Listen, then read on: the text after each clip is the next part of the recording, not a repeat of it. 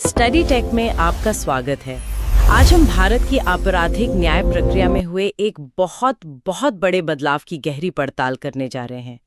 एक ऐसा बदलाव जो दशकों पुराने सिस्टम को पूरी तरह से बदल रहा है। इसे आप ऐसे समझ सकते हैं कि क्रिमिनल जस्टिस सिस्टम का जो पुराना ऑपरेटिंग सिस्टम था, उसे हटाकर एक बिल्कुल नया ओएस इंस्टॉल कर दिया गया है और अब सबको सीखना पड़ रहा है कि ये नए फीचर्स ये सब कैसे काम करते हैं। बिल्कुल सही कहा। हम बात कर रहे हैं सीआरपीसी यानी कोड ऑफ क्रिमिनल प्रोसीजर 1973 के रिटायर होने और उसकी जगह भारतीय नागरिक सुरक्षा संहिता 2023 या बीएनएसएस के आने की। और मैं ये कहना चाहूंगा कि ये नोट्स वाकई शानदार हैं। जिस तरह से इन्होंने इस जटिल विषय को बहुत सीधे तरीके से पेश किया है वो कमाल है। तो आज हमारा मिशन है इन नोट्स को आधार बनाकर बीएनएसएस की परतों को खोलना और ये समझना कि ये सिर्फ धाराओं का बदलाव नहीं है, बल्कि न्याय देने की सोच में एक बहुत बड़ा बदलाव है ना? बिल्कुल। तो चलिए इसका विश्लेषण करते हैं और समझते हैं कि आखिर बदला क्या है और इसका असल में मतलब क्या है। चलिए शुरू करते हैं। ठीक है, तो इसे खोल कर देखते हैं। हमारे सामने दो कानून हैं, एक रिटायर्ड और एक एक्टिव। जैसा कि इन नोट्स के पहले चार्ट में दिख रहा है, सीआरपीसी जो लगभग 50 साल तक चला, अब वो इतिहास बन गया है। 50 साल ये एक बहुत लंबा समय होता है। वो जो 1973 का कानून था वो उस समय की जरूरतों और तकनीक के हिसाब से बना था। लेकिन आज की दुनिया जिसमें डिजिटल सबूत हैं, साइबर क्राइम है और नागरिकों की उम्मीदें भी अलग हैं, उसके लिए एक नए फ्रेमवर्क की जरूरत थी। और यहीं से बीएनएसएस की कहानी शुरू होती है। हाँ। तो सबसे पहले बुनियादी फर्क पर नजर डालते हैं जो आंकड़े बताते हैं। सीआरपीसी 1973 जैसा कि हम जानते हैं 25 जनवरी 1974 को पास हुआ और 1 अप्रैल 1974 से लागू हुआ। इसमें थे 37 अध्याय और 484 धाराएं। और अब देखिए बीएनएसएस 2023 को, ये 25 दिसंबर 2023 को पास हुआ और 1 जुलाई 2024 से लागू हो गया। अच्छा। और इसकी संरचना में 39 अध्याय और 531 धाराएं हैं। ओह, यानी सीधे सीधे 2 अध्याय और 47 धाराएं ज्यादा। तो क्या हम ये कह सकते हैं कि ज्यादा धाराओं का मतलब है कि ये एक बेहतर या ज्यादा विस्तृत कानून है या सिर्फ ज्यादा जटिल? ये बहुत अच्छा सवाल है। देखिए, सिर्फ संख्या बढ़ना अपने आप में अच्छा या बुरा नहीं होता। महत्वपूर्ण ये है कि ये नई धाराएं किस बारे में हैं। ये उन चीजों को संबोधित करती हैं जो सीआरपीसी में थी ही नहीं। जैसे इलेक्ट्रॉनिक एफआईआर, डिजिटल सबूतों की एडमिसिबिलिटी, पीड़ितों के नए अधिकार और वो फोरेंसिक जांच की अनिवार्यता। तो ये जटिलता नहीं बल्कि आज की जरूरतों को पूरा करने की एक कोशिश है। और ये 1 जुलाई 2024 की तारीख, ये बहुत अहम है। हमारे नोट्स में एक खास बिंदु हाईलाइट किया गया है। अगर कोई एफआईआर 1 जुलाई 2024 से ठीक एक दिन पहले 30 जून को दर्ज हुई हो तो उस पर कौन सा कानून लागू होगा? उस पर पुराना कानून यानी सीआरपीसी ही लागू होगा। अच्छा। हाँ, और ये एक बहुत जरूरी जानकारी है क्योंकि इसका मतलब है कि सीआरपीसी अभी पूरी तरह से गायब नहीं हुआ है। जो मामले 1 जुलाई से पहले शुरू हो चुके थे, उनकी पूरी प्रक्रिया, जांच से लेकर ट्रायल और अपील तक, वो सब सीआरपीसी के तहत ही चलेगी। एक तरह का ट्रांजिशन पीरियड है ताकि सिस्टम में कोई गड़बड़ी ना हो। बिल्कुल। ताकि कोई कंफ्यूजन ना हो। ये तो पुलिस और वकीलों के लिए काफी चैलेंजिंग होगा। उन्हें एक ही समय में 2 अलग-अलग कानूनों के तहत काम करना पड़ रहा होगा। बिल्कुल, ये एक बहुत बड़ा लर्निंग कर्व है पूरे लीगल सिस्टम के लिए। और अब इन नई धाराओं को याद रखने की बात आती है, जो छात्रों के लिए एक बड़ी चुनौती है। स्टडी टेक के नोट्स में इसे याद रखने का एक बड़ा दिलचस्प तरीका सुझाया गया है। हाँ, वो ट्रिक काफी अच्छी है ना? सीआरपीसी की 484 धाराएं रिटायर हो गईं। अब बीएनएसएस में 531 धाराएं हैं और नोट्स कहते हैं कि इसे ऐसे याद रखें, 5 3 + 1 = 3। और बीएनएस यानी भारतीय नागरिक सुरक्षा संहिता में भी 3 ही अक्षर हैं। हाँ, बिल्कुल। देखिए, ये एक मेमोरी ट्रिक है और परीक्षा के तनाव में ऐसी चीजें बहुत काम आ जाती हैं।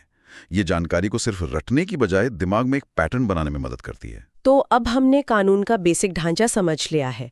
मेरा अगला सवाल ये है कि क्या ये नया कानून पूरे भारत पर एक जैसा लागू होता है? क्या कश्मीर से लेकर कन्याकुमारी तक अब एक ही क्रिमिनल प्रोसीजर चलेगा? मोटे तौर पर हाँ, बीएनएसएस पूरे भारत पर लागू होता है। लेकिन यहीं पर एक महत्वपूर्ण बारीकी है। जिसे इन नोट्स के माइंड मैप में बहुत अच्छे से दिखाया गया है। इस कानून में कुछ अपवाद हैं। और यही अपवाद अक्सर परीक्षाओं में पूछे जाते हैं। बिल्कुल। ये कानून नागालैंड और जनजातीय क्षेत्रों पर पूरी तरह से लागू नहीं होता है। अच्छा, इसके पीछे कोई खास वजह? हाँ, वजह यह है कि इन क्षेत्रों के अपने विशिष्ट पारंपरिक कानून और प्रशासनिक व्यवस्थाएं हैं, जिन्हें संविधान के तहत संरक्षण मिला हुआ है। तो सीधे सीधे एक यूनिफॉर्म कानून थोपने की बजाय ये प्रावधान उनकी स्वायत्तता का सम्मान करता है। लेकिन इसमें भी एक पेंच है, जैसा कि नोट्स बताते हैं। सरकार अगर चाहे तो इन क्षेत्रों में भी बीएनएसएस के कुछ खास अध्याय लागू कर सकती है। सही कहा, पूरी छूट नहीं है। राज्य सरकार एक नोटिफिकेशन जारी करके बीएनएसएस के 3 अध्याय 9, 11 और 12 इन क्षेत्रों में लागू कर सकती है।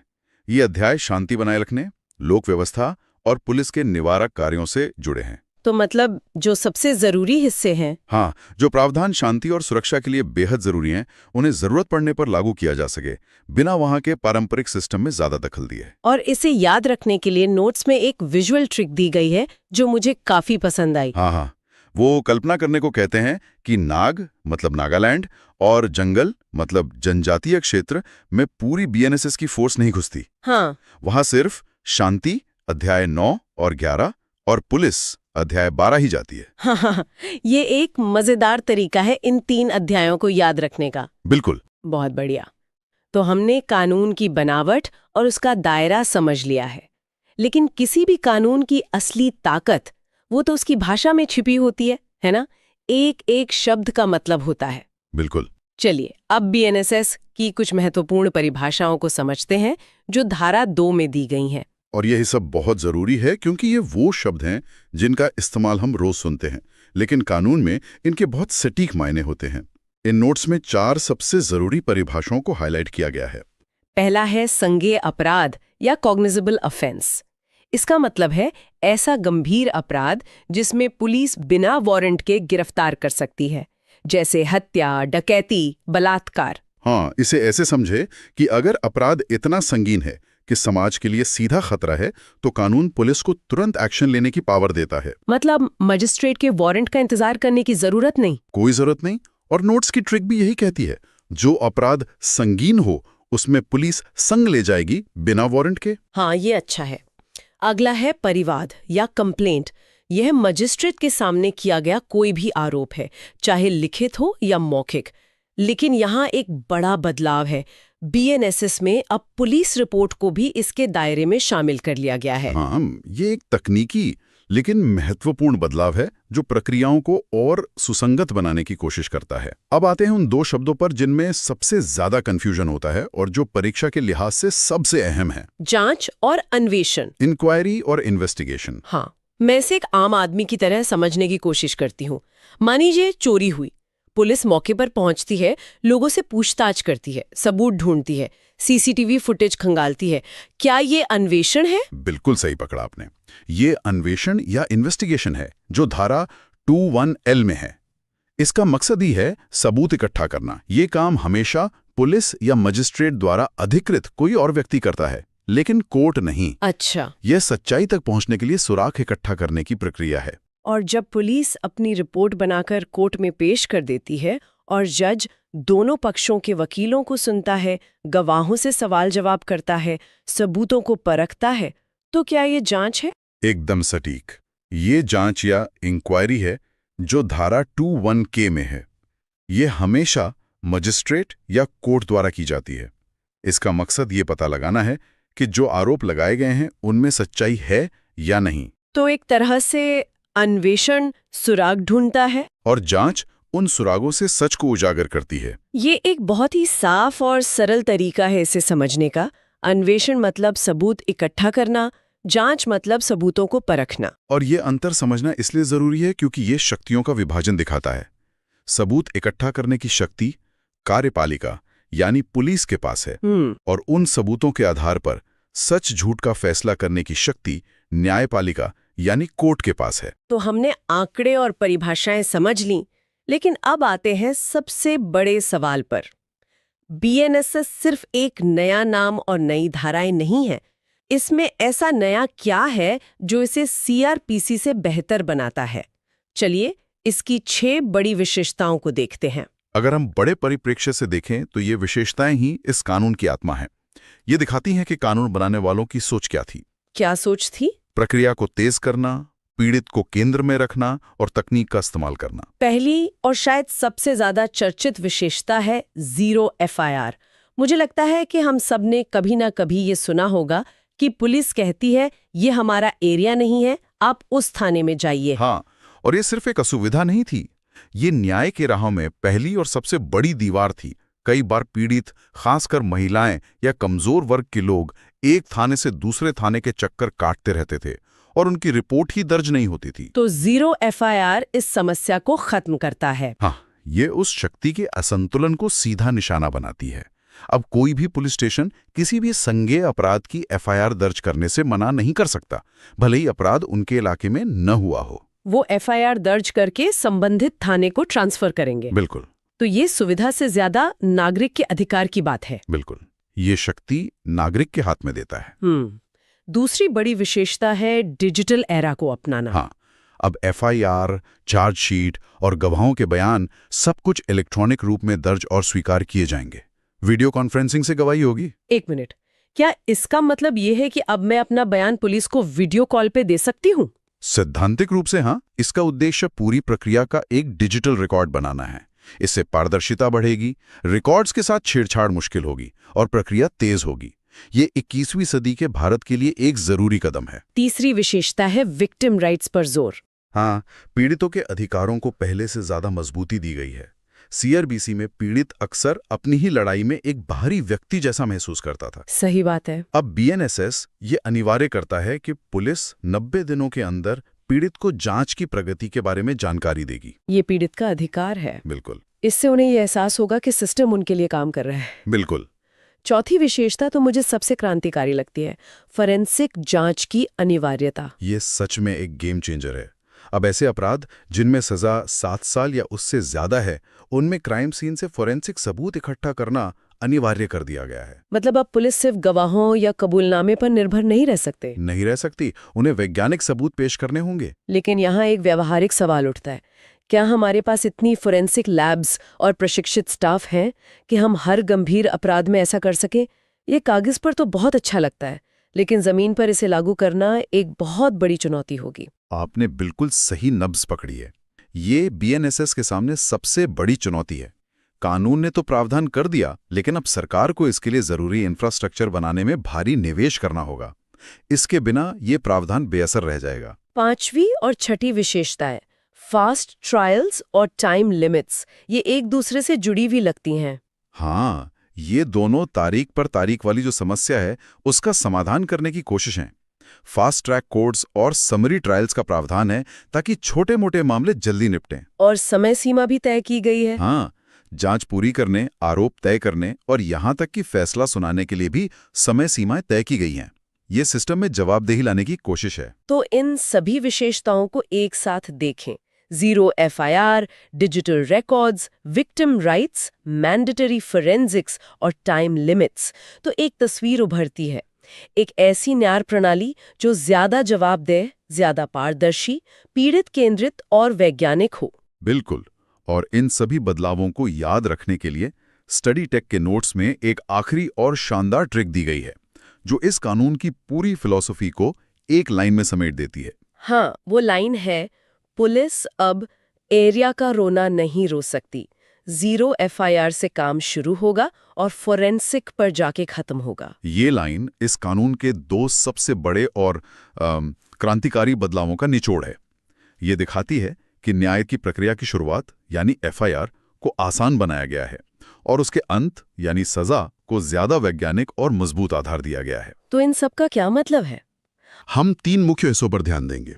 पहला, पुलिस स्टेशन का असली बॉस कौन है और पुलिस रिपोर्ट असल में क्या होती है। अच्छा, और दूसरा, एक केस में सरकारी वकील और पीड़ित की क्या भूमिका होती है। और तीसरा, वो जो सबसे बड़ा सवाल होता है, वारंट मामला और समन मामला, इसमें क्या अंतर है। बिल्कुल। तो चलिए इस जानकारी की गहराई में उतरते हैं। ठीक है, तो चलिए इसे खोलते हैं। सबसे पहले बात करते हैं पुलिस स्टेशन की। जब हम पुलिस स्टेशन के बारे में सोचते हैं तो पहला सवाल यही आता है कि वहां का इंचार्ज कौन है। सही बात है। स्लाइड में इसे बहुत अच्छे से समझाया गया है, पुलिस स्टेशन का बॉस। बिल्कुल। कानून की भाषा में इसे थाने का भार साधक अधिकारी या ऑफिसर इन चार्ज कहते हैं, जिसे हम शॉर्ट में OIC भी बोलते हैं। अच्छा, OIC। और इसका जिक्र किस धारा में है? इसका जिक्र है धारा 21R में। यह अधिकारी थानेदार या इंस्पेक्टर हो सकता है, पर सबसे जरूरी बात यह है क्या? कि उसका पद कांस्टेबल से ऊपर का होना चाहिए। ये एक शर्त है। अच्छा, मतलब कांस्टेबल कभी भी इंचार्ज नहीं हो सकता? नहीं, बिल्कुल नहीं। और इनकी नियुक्ति राज्य सरकार द्वारा की जाती है। समझ गई। अब यहाँ एक और शब्द है, पुलिस रिपोर्ट। ये हम अक्सर सुनते हैं। इसका असल मतलब क्या है? हाँ, इसका जिक्र है धारा 21S में। देखिए, पुलिस रिपोर्ट एक बहुत व्यापक शब्द है। इसमें दो मुख्य चीजें शामिल होती हैं। कौन कौन सी? पहली है FIR यानी फर्स्ट इन्फॉर्मेशन रिपोर्ट। ये संज्ञेय अपराधों मतलब गंभीर मामलों के लिए होती है। और दूसरी? दूसरी है NCR मतलब नॉन कॉग्निजेबल रिपोर्ट। ये असंज्ञेय यानी कम गंभीर मामलों के लिए होती है। और अब वो हिस्सा आता है जहां ये वाकई दिलचस्प हो जाता है। स्टडी टेक ने इन धाराओं को याद रखने के लिए एक बहुत ही मजेदार ट्रिक दी है। हाँ, ट्रिक बहुत कारगर है। R से रिपोर्ट लिखने वाला ऑफिसर। R से रिपोर्ट लिखने वाला ऑफिसर। अच्छा। हाँ, यानी धारा 21R में उस ऑफिसर इन चार्ज का जिक्र है जो अंत में रिपोर्ट तैयार करता है।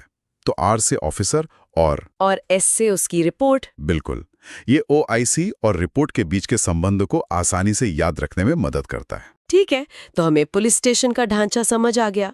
अब अदालत के अंदर के दो सबसे महत्वपूर्ण किरदारों को समझते हैं, सरकारी वकील और पीड़ित। हाँ, तो यहाँ हम दो परिभाषाओं को देखेंगे। पहली है धारा 21V के तहत लोक अभियोजक या पब्लिक प्रोसिक्यूटर। पब्लिक प्रोसिक्यूटर ये वो सरकारी वकील होता है जो निःशुल्क विधिक सहायता मतलब फ्री लीगल एड प्रदान करता है। और स्लाइड के अनुसार इनकी नियुक्ति नए कानून BNSS की धारा 18 के तहत होती है। और दूसरा किरदार है पीड़ित। इसकी परिभाषा क्या है? वो है धारा 21Y में। पीड़ित या विक्टिम वो व्यक्ति है जिसके ऊपर कोई अत्याचार या क्षति मतलब इंजरी हुई है। ये परिभाषा बहुत सीधी और स्पष्ट है। और जाहिर है स्टडी टेक के पास इन अक्षरों मतलब V और Y को याद रखने का भी एक अनोखा तरीका है। ये मुझे बहुत पसंद आया। हाँ, ये याददाश्त में बैठाने के लिए काफी अच्छा है। V से वकील। हाँ, जिससे हमें पब्लिक प्रोसिक्यूटर वाली धारा 21V याद रहती है। और Y से? और Y से यहाँ आओ पीड़ित। यहाँ आओ पीड़ित। हाँ, ये थोड़ा मजेदार है लेकिन परीक्षा के दबाव में बहुत काम आता है ना? V से वकील और Y से? यहाँ आओ पीड़ित। अब हम उस विषय पर आते हैं जिससे स्टडी टेक ने अपनी स्लाइड पर एग्जाम के लिए बहुत महत्वपूर्ण बताया है। ये है वारंट और समन मामलों के बीच का अंतर। ये समझना बेहद जरूरी है। सबसे पहले वारंट मामला या वारंट केस कहते हैं। ये धारा 2:1:Z में परिभाषित है। Z? हाँ, Z। ये गंभीर अपराध होते हैं। इनमें सजा 2 साल से अधिक की हो सकती है, आजीवन कारावास हो सकता है या मृत्युदंड भी। हाँ, मृत्युदंड भी मिल सकता है। स्लाइड में जो चित्र दिखाए गए हैं, हथकड़ी, जेल और खोपड़ी का निशान, वो इसकी गंभीरता को ही दर्शाते हैं। और इसके विपरीत समन मामला क्या है? समन मामला या समन्स केस, जिसका जिक्र धारा 2:1:X में है, हल्के अपराध होते हैं। हल्के अपराध। हाँ, साधारण शब्दों में कहें तो जो मामले वारंट मामले नहीं हैं, वे समन मामला हैं, यानी जिनमें सजा 2 साल तक की होती है। तो इसका सबका क्या मतलब है? इन दोनों में सबसे खतरनाक कौन सा है और उसे कैसे याद रखा जाए? स्टडी टेक की अंतिम और शायद सबसे अच्छी ट्रिक यहीं काम आती है। यहाँ जो बात आकर्षक है वो है इस ट्रिक का लॉजिक। अंग्रेजी वर्णमाला मतलब ABCD में Z सबसे आखिरी अक्षर है। हाँ, सबसे अंत में, मतलब सबसे खतरनाक। इसलिए सबसे खतरनाक मामले जिनमें फांसी या उम्र कैद की सजा होती है वो धारा 21Z यानी वारंट मामले में आते हैं। वाह, ये तो बहुत ही सरल लेकिन शक्तिशाली तरीका है इसे याद रखने का। Z मतलब अंत, सबसे खतरनाक। बिल्कुल। स्टडी टेक के कुछ बड़े ही दिलचस्प विजुअल नोट्स हैं। ये खास तौर पर उत्तर प्रदेश SI परीक्षा की तैयारी के लिए बनाए गए हैं। और टॉपिक है भारत की अदालती व्यवस्था। देखने में तो ये फ्लो चार्ट्स और तस्वीरें बड़ी सिंपल लग रही हैं, लेकिन जो जानकारी इनमें है वो काफ़ी गहरी है। तो आज का हमारा मिशन क्या है? मिशन ये है कि नोट्स की मदद से हम दीवानी और फौजदारी अदालतों के उस पेचीदा फ़र्क को समझेंगे। और न्यायिक और कार्यपालक मजिस्ट्रेट के बीच की उस महीन रेखा को भी पहचानेंगे जो अक्सर कंफ्यूज करती है। और सबसे जरूरी, जिला अदालत के पदानुक्रम, मतलब असली बॉस कौन है, इस पहेली को हमेशा के लिए सुलझाएंगे। चलिए इसको खोल के देखते हैं। तो सबसे पहले सबसे बुनियादी सवाल पर आते हैं। स्टडी टेक के पहले स्लाइड में 2 हिस्से हैं। एक तरफ एक तराजू है जिस पर घर और पैसे रखे हैं, और दूसरी तरफ एक हथकड़ी बनी हुई है। ये साफ तौर पर दीवानी यानी सिविल और फौजदारी यानी क्रिमिनल अदालतों के बीच का फर्क दिखा रहा है। अक्सर लोग इन दोनों को एक ही समझ लेते हैं, लेकिन एक भावी पुलिस अधिकारी के लिए यह अंतर जानना तो मतलब पहली सीढ़ी है। बिल्कुल, और ये सिर्फ कोई किताबी अंतर नहीं है, जमीन पर इसका बहुत बड़ा मतलब है। दीवानी मामले, जैसा कि उस तराजू वाली तस्वीर में दिखाया गया है, वो असल में 2 लोगों या 2 संस्थाओं के बीच की निजी अधिकारों की लड़ाई है। जैसे जमीन का झगड़ा हो गया या किराएदारी का कोई विवाद, पैसों का लेन देन। इसमें राज्य या पुलिस का सीधा कोई रोल नहीं होता। मामला होता है राम बनाम श्याम, और अदालत का मकसद भी किसी को सजा देना नहीं होता। मकसद होता है कि जिसका हक मारा गया है उसे मुआवजा मिल जाए या उसका हक वापस मिल जाए। अच्छा, इसे कानून की भाषा में रेस्टिट्यूशन कहते हैं, मतलब पुरानी स्थिति को बहाल करना। ओके, तो यहाँ मकसद सजा देना नहीं बल्कि सुलह करवाना या हक दिलाना है। और नोट्स ये भी कहते हैं कि इसमें सबसे निचली अदालत मुंसिफ मजिस्ट्रेट की होती है। अब आते हैं दूसरी तस्वीर पर जिसमें हथकड़ी बनी है, यानी फौजदारी मामले।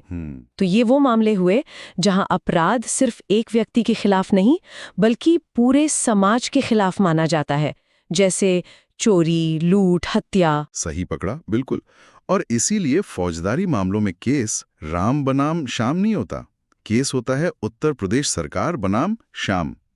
यहीं पर पुलिस तस्वीर में आती है, एफआईआर दर्ज करती है, जांच करती है और फिर राज्य की तरफ से केस लड़ती है। और जैसा कि नाम से ही जाहिर है, यहाँ मकसद हक दिलाना नहीं बल्कि अपराधी को दंड देना है, ताकि समाज में एक संदेश जाए। और स्टडी टेक के नोट्स के मुताबिक इसकी जो सबसे निचली अदालत है वो है द्वितीय श्रेणी न्यायिक मजिस्ट्रेट की, यानी जुडिशियल मैजिस्ट्रेट सेकंड क्लास, जेएमएससी। तो एक एसआई के तौर पर आपका 99% वास्ता इसी फौजदारी सिस्टम से पड़ेगा। तो ये तो एकदम साफ हो गया। एक तरफ निजी हक की लड़ाई है, दूसरी तरफ समाज के खिलाफ हुए अपराध की। और जब बात अपराध की आती है तो इससे निपटने वाला जो सिस्टम है वो भी मजबूत होना चाहिए। स्टडी टेक के नोट्स के मुताबिक इस सिस्टम में 4 बड़े खिलाड़ी हैं। जो नया भारतीय नागरिक सुरक्षा संहिता है, मतलब बीएनएसएस, उसकी धारा 6 के तहत 4 तरह की फौजदारी अदालतें होती हैं। हाँ, और ये जानना बहुत जरूरी है कि बीएनएसएस ने अब पुराने सीआरपीसी की जगह ले ली है, तो परीक्षा में सवाल अब इसी से आएंगे। अच्छा। और धारा 6 जो है वो सिर्फ इन अदालतों के नाम नहीं गिनाती, बल्कि यह राज्य सरकार को ये अदालतें स्थापित करने का अधिकार भी देती है। ये एक बहुत अहम जानकारी है। अच्छा, कैसे? क्योंकि इससे ये पता चलता है कि जो न्यायिक ढांचा है उसे बनाने में राज्य सरकार, जो बिल्डिंग और सुविधाएं देती है, और हाईकोर्ट, जो जज नियुक्त करता है, दोनों की भूमिका है। अरे वाह! स्टडी टेक ने अगली स्लाइड पर इसे याद रखने के लिए एक मजेदार ट्रिक भी दी है। स्लाइड पर एक क्रिकेट का बल्ला बना है और 6 का निशान है और लिखा है धारा 6, मतलब अपराधियों के छक्के छुड़ाने वाले 4 कोर्ट। ये याद रखने का तरीका तो बहुत मजेदार है। तो कौन से हैं ये 4 कोर्ट जो छक्के छुड़ाते हैं? नोट्स के हिसाब से ये हैं सत्र न्यायालय यानी कोर्ट ऑफ सेशंस, प्रथम वर्ग न्यायिक मजिस्ट्रेट जेएमएफसी, द्वितीय वर्ग न्यायिक मजिस्ट्रेट जेएमएससी और कार्यपालक मजिस्ट्रेट यानी एग्जीक्यूटिव मजिस्ट्रेट। 6 गहरा मतलब भी है। ये जो वर्गीकरण है ये असल में शक्तियों का एक बढ़ता हुआ क्रम है। एक जेएमएफसी मतलब द्वितीय श्रेणी न्यायिक मजिस्ट्रेट, वो बहुत सीमित सजा दे सकता है, शायद 1 साल तक की। उससे ज्यादा पावर जेएमएफसी यानी प्रथम श्रेणी न्यायिक मजिस्ट्रेट के पास होती है, वो 3 साल तक की सजा दे सकते हैं। और इन सब के ऊपर है सत्र न्यायालय, सेशन कोर्ट, जो उम्र कैद से लेकर मृत्युदंड तक की सजा सुना सकता है। मृत्युदंड भी? हाँ, लेकिन मृत्युदंड की पुष्टि हाईकोर्ट से करवानी पड़ती है। तो ये छक्के छुड़ाने वाली बात शक्तियों के बढ़ते स्तर को भी दिखाती है एक तरह से। ये तो बहुत दिलचस्प है, लेकिन इन 4 नामों में से एक नाम थोड़ा अलग लग रहा है मुझे, कार्यपालक मजिस्ट्रेट। बाकी 3 तो न्यायिक लगते हैं, जो कोर्ट में बैठकर फैसला सुनाते हैं। ये कार्यपालक मजिस्ट्रेट कौन है? स्टडी टेक के नोट्स में इस पर एक पूरा सेक्शन है और उसमें लिखा है कि पुलिस और प्रशासन में ये सबसे बड़ा कंफ्यूजन होता है। और ये सच में सबसे बड़ा कंफ्यूजन है।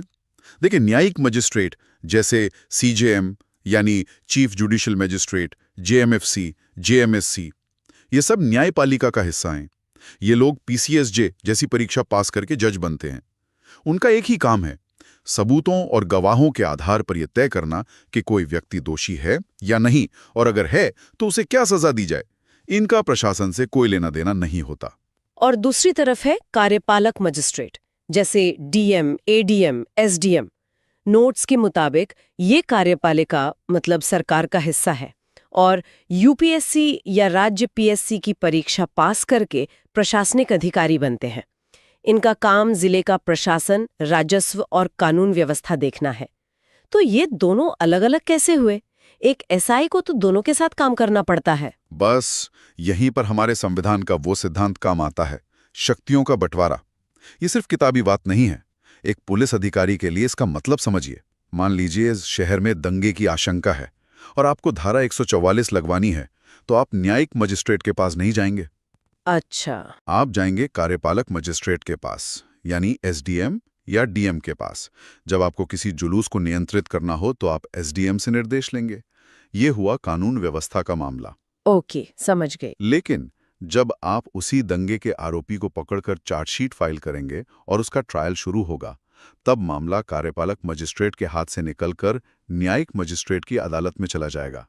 अब आप सबूतों और गवाहों के साथ जेएमएफसी के सामने पेश होंगे। ये अलगाव इसलिए जरूरी है ताकि जो अधिकारी आपके साथ सड़क पर लॉ एंड ऑर्डर देख रहा है, वही कल कोर्ट में बैठकर आपके केस का फैसला ना करे। ये सिस्टम आपको और नागरिक दोनों को बचाता है। यही इस सिद्धांत की असली ताकत है। ये तो बहुत ही मतलब एकदम साफ तरीके से समझ आ गया। एक मजिस्ट्रेट है शांति व्यवस्था के लिए और दूसरा है न्याय के लिए। तो अब जब हमारे पास सारे खिलाड़ी हैं, दीवानी और फौजदारी कोर्ट और दो तरह के मजिस्ट्रेट, तो अब उस सवाल पर आते हैं जो सबसे अहम है, इनका बॉस कौन है? स्टडी टेक के नोट्स में एक पिरामिड बना हुआ है जो इस पूरी हायरार्की को समझाता है। ये सिस्टम आखिर चलता कैसे? हाँ, ये पिरामिड समझना बेहद जरूरी है। जिला स्तर पर फौजदारी मामलों में सबसे बड़ी अदालत होती है सेशन कोर्ट और उसके जज को सेशन जज कहते हैं।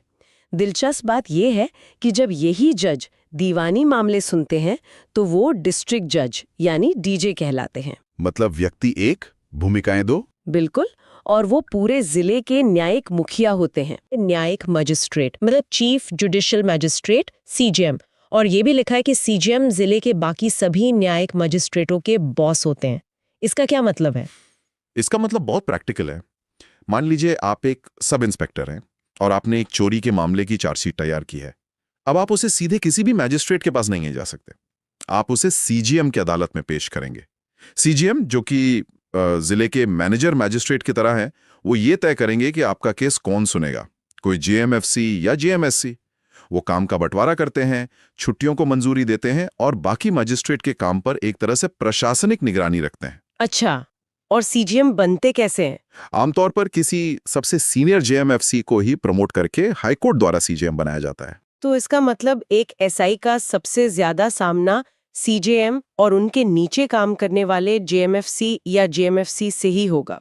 और ये सभी सेशन जज के अधीन है। ये तो एकदम साफ हो गया। यहाँ बीएनएसएस की धारा 13 का भी जिक्र है। हाँ। इसका क्या महत्व है? बीएनएसएस की धारा 13 जो है वो हाईकोर्ट को ये शक्ति देती है कि वो किसी भी प्रथम श्रेणी न्यायिक मजिस्ट्रेट यानी जेएमएफसी को सीजेएम नियुक्त कर सकता है। यह धारा ही पूरी कमांड संरचना की कानूनी नींव है। ये सुनिश्चित करती है कि जिला स्तर पर न्यायपालिका में एक स्पष्ट और जवाबदेह सिस्टम हो। यह सिर्फ अदालतों का एक झुंड नहीं है, बल्कि एक संगठित पिरामिड है जहां हर स्तर पर निगरानी होती है ताकि काम सुचारू रूप से चले और कोई भी अपनी शक्तियों का दुरुपयोग न कर सके। तो आज स्टडी टेक के इन बेहतरीन विजुअल नोट्स की मदद से हमने भारत की अदालती व्यवस्था की तस्वीर को काफी हद तक साफ कर लिया है। हमने दीवानी और फौजदारी के बुनियादी फर्क को समझा। एक में हक की लड़ाई, दूसरे में समाज के खिलाफ अपराध। हमने बीएनएसएस धारा 6 के तहत 4 तरह की फौजदारी अदालतों को जाना और उस छक्के छुड़ाने वाली मजेदार ट्रिक को भी याद कर लिया। हाँ, और हमने उस सबसे बड़े कंफ्यूजन को भी दूर किया। न्यायिक मजिस्ट्रेट जो न्याय करते हैं और कार्यपालक मजिस्ट्रेट जो प्रशासन और शांति व्यवस्था देखते हैं। एक पुलिस अधिकारी के लिए इन दोनों के बीच की रेखा को समझना सबसे ज्यादा जरूरी है। और आखिर में हमने जिला अदालत के पूरे पिरामिड को डिकोड किया। सबसे ऊपर सेशन जज, उनके नीचे सीजेएम जो सभी मजिस्ट्रेट के काम को मैनेज करते हैं, और फिर जेएमएफसी और जेएमएससी जैसे मजिस्ट्रेट जो असल में केस की सुनवाई करते हैं। एक संगठित और जवाबदेह ढांचा। बिल्कुल, हमने आज कोर्ट के स्ट्रक्चर यानी उसके ढांचे को समझाया, कौन क्या है और कौन किसके अधीन है। ये किसी भी कानून के छात्र या पुलिस अधिकारी के लिए पहली और सबसे जरूरी जानकारी है। लेकिन यहां से एक विचार करने वाला सवाल उठता है। हमने ये तो देख लिया कि सिस्टम कागज पर कितना सुव्यवस्थित है ना? पर क्या ये ढांचा, ये सीढ़ी दर सीढ़ी बना पदानुक्रम जमीन पर न्याय देने की गति और गुणवत्ता को हमेशा बेहतर बनाता है? या कभी-कभी केस एक अदालत से दूसरी अदालत में घूमते हुए इसी संरचना में उलझ कर रह जाता है? इस पर सोचिएगा जरूर।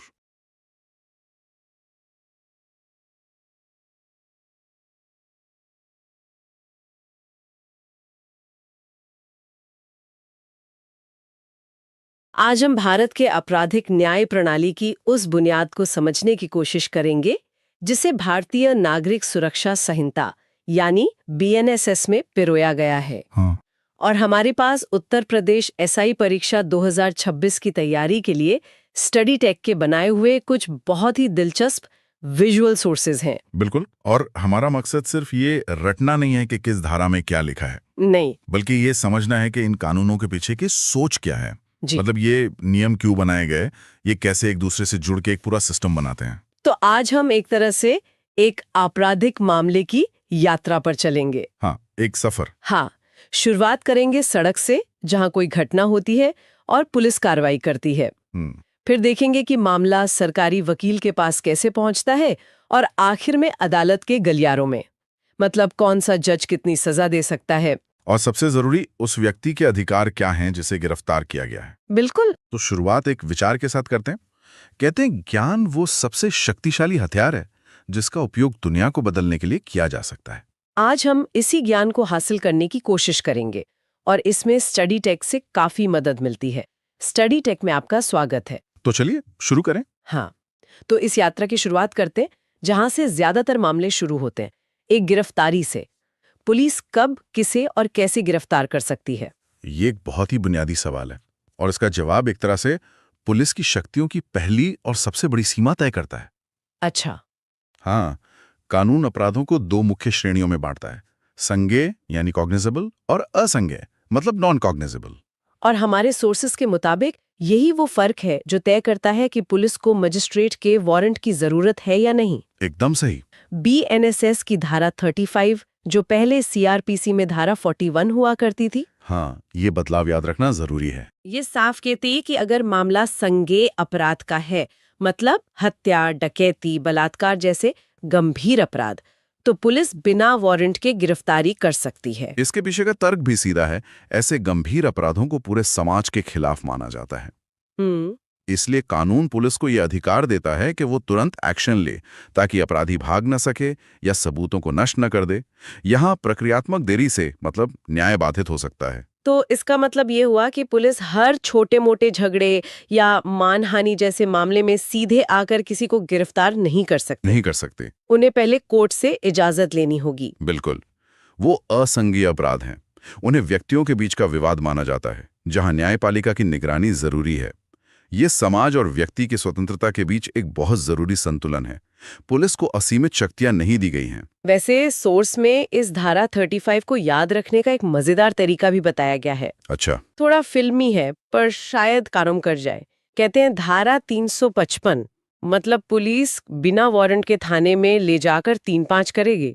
अरे वाह, यादगार तो है ना? लेकिन एक दिलचस्प अपवाद भी है जिसका जिक्र धारा 39 में है। बताइए। अगर मामला असंज्ञेय है यानी कम गंभीर, लेकिन अपराधी अपना सही नाम और पता बताने से इनकार कर रहा है, अच्छा, तो पुलिस उसे सिर्फ उसकी पहचान वेरीफाई करने के लिए गिरफ्तार कर सकती है।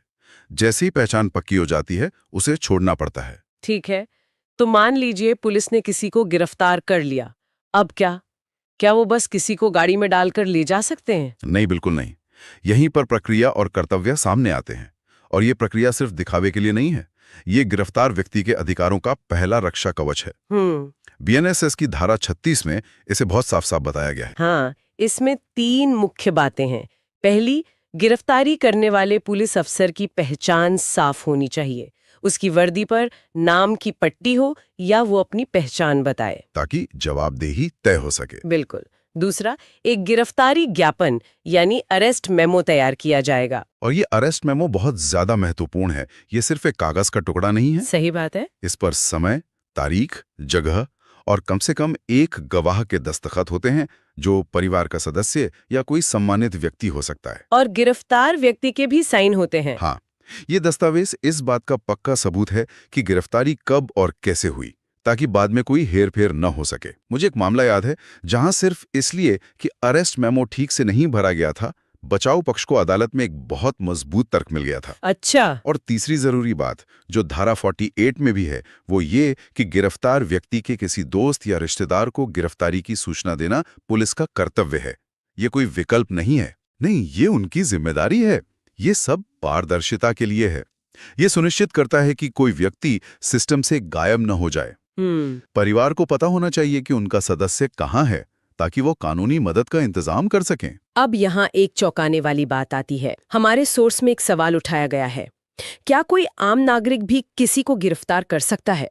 और जवाब है हाँ। हाँ, धारा 40 इसकी इजाजत देती है। ये तो मुझे भी नहीं पता था। लेकिन यहाँ बहुत सावधानी बरतने की जरूरत है। ये कानून को हाथ में लेने का लाइसेंस नहीं है। अच्छा। इसकी शर्तें बहुत सख्त हैं।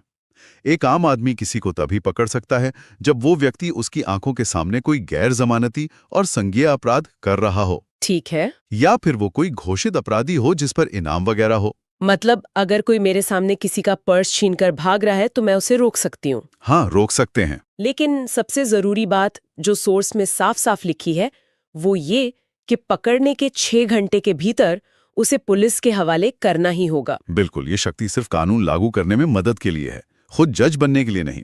देरी करने पर ये अवैध हिरासत का मामला बन सकता है। वैसे इसे याद रखने के लिए भी सोर्स में एक मजेदार ट्रिक है। बताइए, इसकी क्या ट्रिक है? धारा 40, आम आदमी भी अली बाबा और 40 चोर को पकड़ सकता है। कमाल है। लेकिन 6 घंटे की शर्त के साथ। ये ट्रिक्स वाकई रचनात्मक है, पर इन सब प्रक्रियाओं के केंद्र में एक बहुत ही महत्वपूर्ण विचार है, गिरफ्तार व्यक्ति के अधिकार।